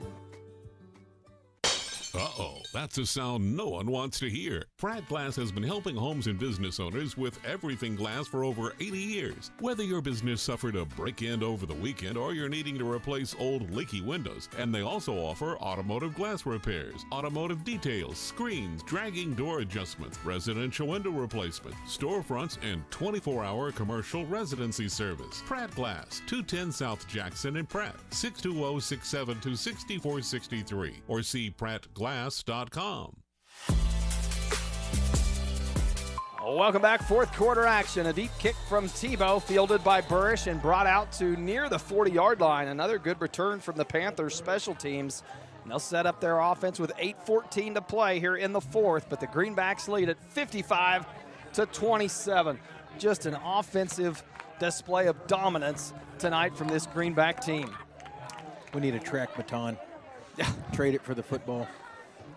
Well, they're pretty good at that, too. We mentioned 3 of the legs of the 4x4 state champions on this football team. In Cade Liggett, Arlie Morrell, Yasir, and I believe there was 5 of them. Only 4 can run in that relay. Got an extra. But we've got plenty that can go sub 50, and they're putting it on display tonight. Carry up the middle, a gain of only 2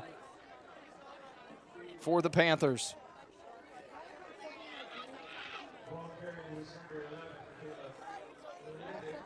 Leidig on the carry there. He's had a good second half for this Panther offense. Really been the feature back in their backfield that we saw Barish get so many carries in the first half.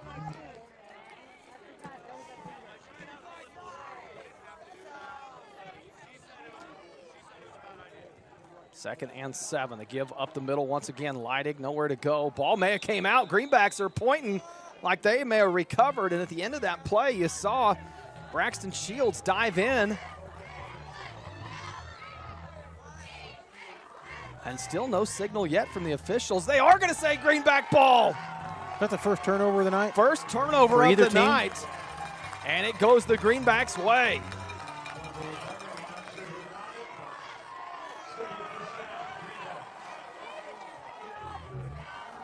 So the Greenbacks will take over possession at the Panther 44-yard line after the defense forces the first turnover of the night.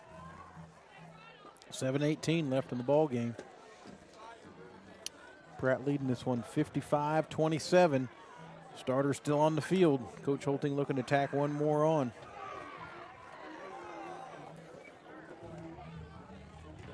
$7:18 to play. Strong will go in motion left side. Poor fakes the throw to the flat. Now looking downfield, going to take his biggest shot of the night for Morrell. Touchdown, Arlie Morrell! And a flag at the 50-yard line. What a bring pass it back. and catch, though. Wow. Wow, whether it stands or not, that one will make the highlight reel. I mean, that was a pass and a catch and a hold on Pratt to negate it, but what a beautiful throw from Poor and a great catch from Morrell. It was set up so well. They had Strong going in motion. He faked that quick out route into the flats that we've seen him run a couple times tonight. And then Poor taking 3 more steps back after that. That play was designed to go deep from the get-go. There was nothing to shake off or no checkdowns. It was get back, throw it deep, and Morrell, find your spot. Boy, so an exciting play from the Greenbacks. It will not stand, but our excitement will. 7:10 to play here in the It'll fourth look quarter. good on the highlight film. You still put that on there, even with the You're flag. darn right you do. Poor and Liggett in the backfield. That penalty back the Greenbacks up on the other side of the 50. Ball spotted at the 47. 1st and 20. Now Liggett will roll out looking to pass. He's going to take a shot downfield. Has Cox at the 30. Brings it in. A race up the sideline before he's finally shoved out of bounds by Tanner Hornick. And the Greenbacks not slowing down at all. They continue to come out firing. Another great pass and catch right on the money. And had options that time. You had Morrell running down the middle of the field up the hash.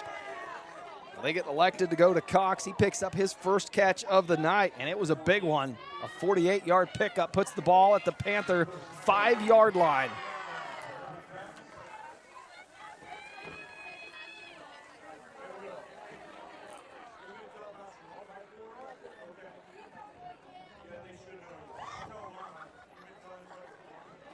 And a jump pass from Liggett into the hands of Morrell, and Morrell tacks another one onto his total from 5 yards out. 61-27, your score. The Greenbacks showing all kinds of wrinkles here in this fourth quarter.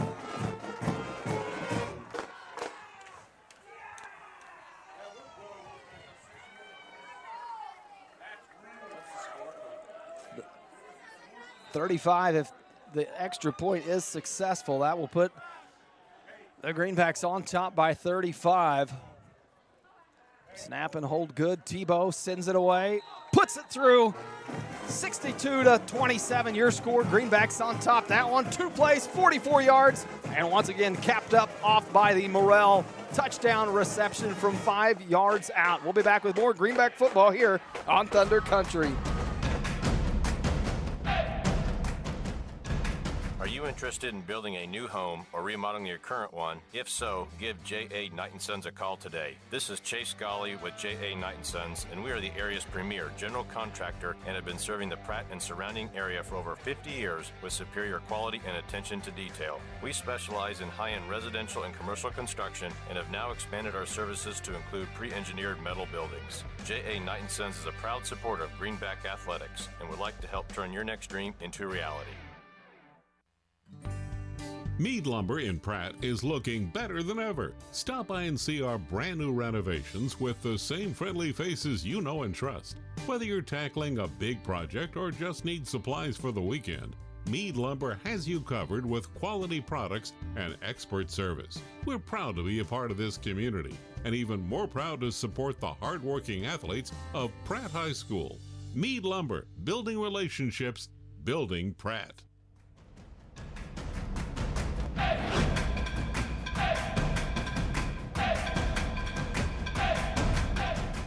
Welcome back. Fourth quarter action after the pooch kick from Tebow.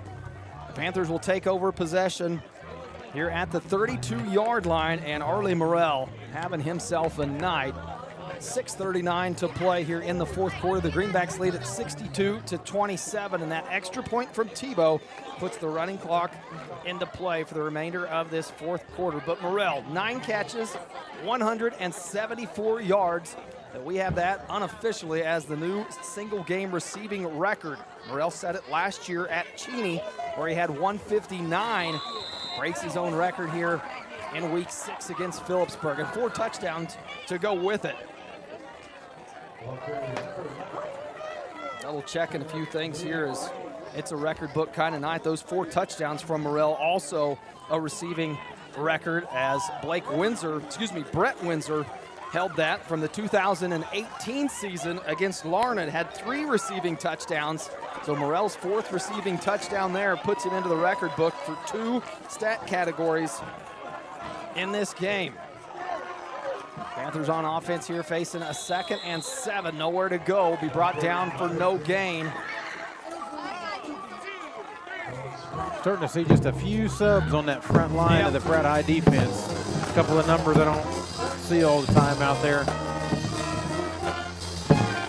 Trying to catch some of those as the Greenback starting team. And that may have been, I've got to look these records up here in the booth, but I know Coach Holting knows these records. That last drive by the Greenbacks, that may have been a record-breaking drive for the Greenbacks, knowing that some of his players were that close. And I like it. You got players that are that close to getting into the record book. Feed it to them. Let them have that opportunity. And so whether or not that was the thinking by Coach Holting there, I like the play calling. When you can put the spotlight on your kids and a chance to get into the record books, you take it. 4:47 to play here in the fourth. And the Panthers going to be faced with a 4th and 5 shy of midfield. Ball spotted at the 41-yard line. Call it 4th and 4 after they adjust that.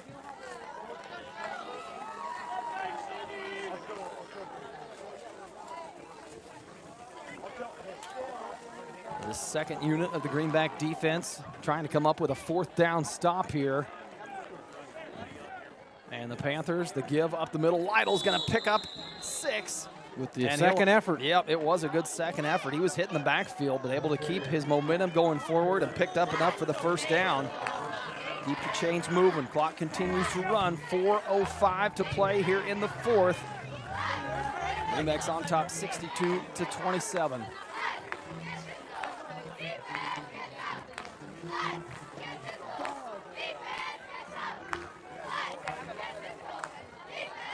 A fresh set of downs here, 1st and 10 for the Panthers. Hernick in motion. Fake the give up the middle. Now the pitch out to Hernick. He's got some room and shows off his speed up the sideline. No one's going to catch him.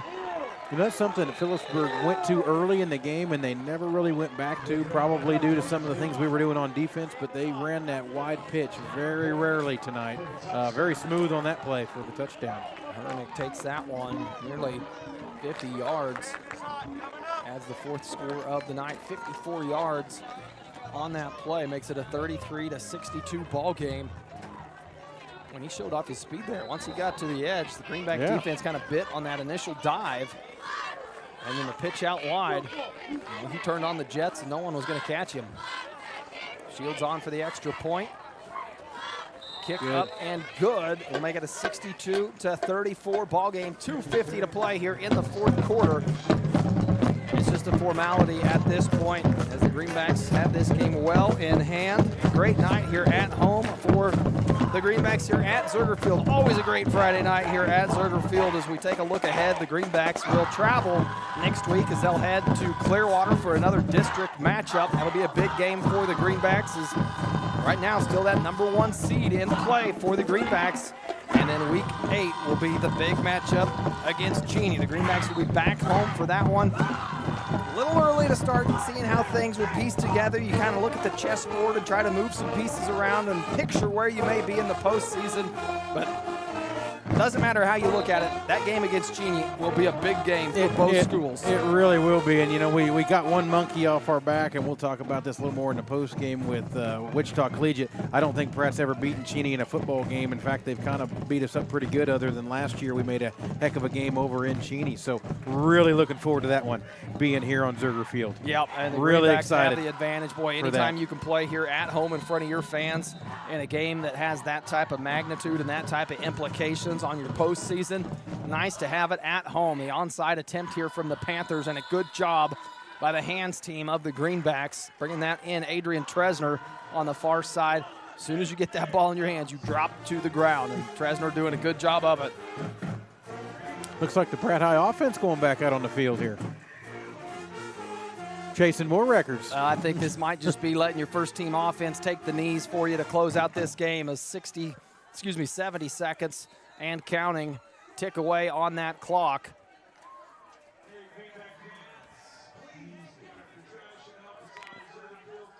See how they elect to play this, but by all indications, in the victory formation. It looks like the victory formation setting up for the Greenbacks. Is they may have to run it a couple times just to make it official.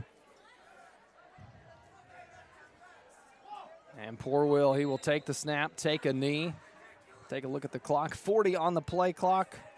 And, boy, just about a 1 second difference. I think the Greenbacks are going to be able to let this clock run out without taking another snap. Yep. And it looks like, by all indications, the officials are going to agree. They throw in the game ball, and the officials back up. They'll take their time getting off the field here, and the Greenbacks and the Panthers will line it up. The final score will be 62-34.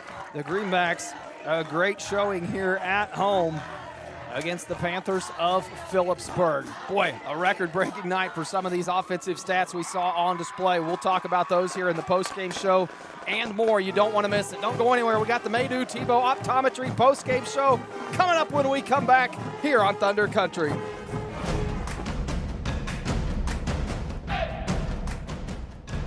Are you interested in building a new home or remodeling your current one? If so, give J.A. Knight & Sons a call today. This is Chase Golly with J.A. Knight & Sons, and we are the area's premier general contractor and have been serving the Pratt and surrounding area for over 50 years with superior quality and attention to detail. We specialize in high-end residential and commercial construction and have now expanded our services to include pre-engineered metal buildings. J.A. Knight & Sons is a proud supporter of Greenback Athletics and would like to help turn your next dream into reality. Mead Lumber in Pratt is looking better than ever. Stop by and see our brand new renovations with the same friendly faces you know and trust. Whether you're tackling a big project or just need supplies for the weekend, Mead Lumber has you covered with quality products and expert service. We're proud to be a part of this community and even more proud to support the hardworking athletes of Pratt High School. Mead Lumber, building relationships, building Pratt.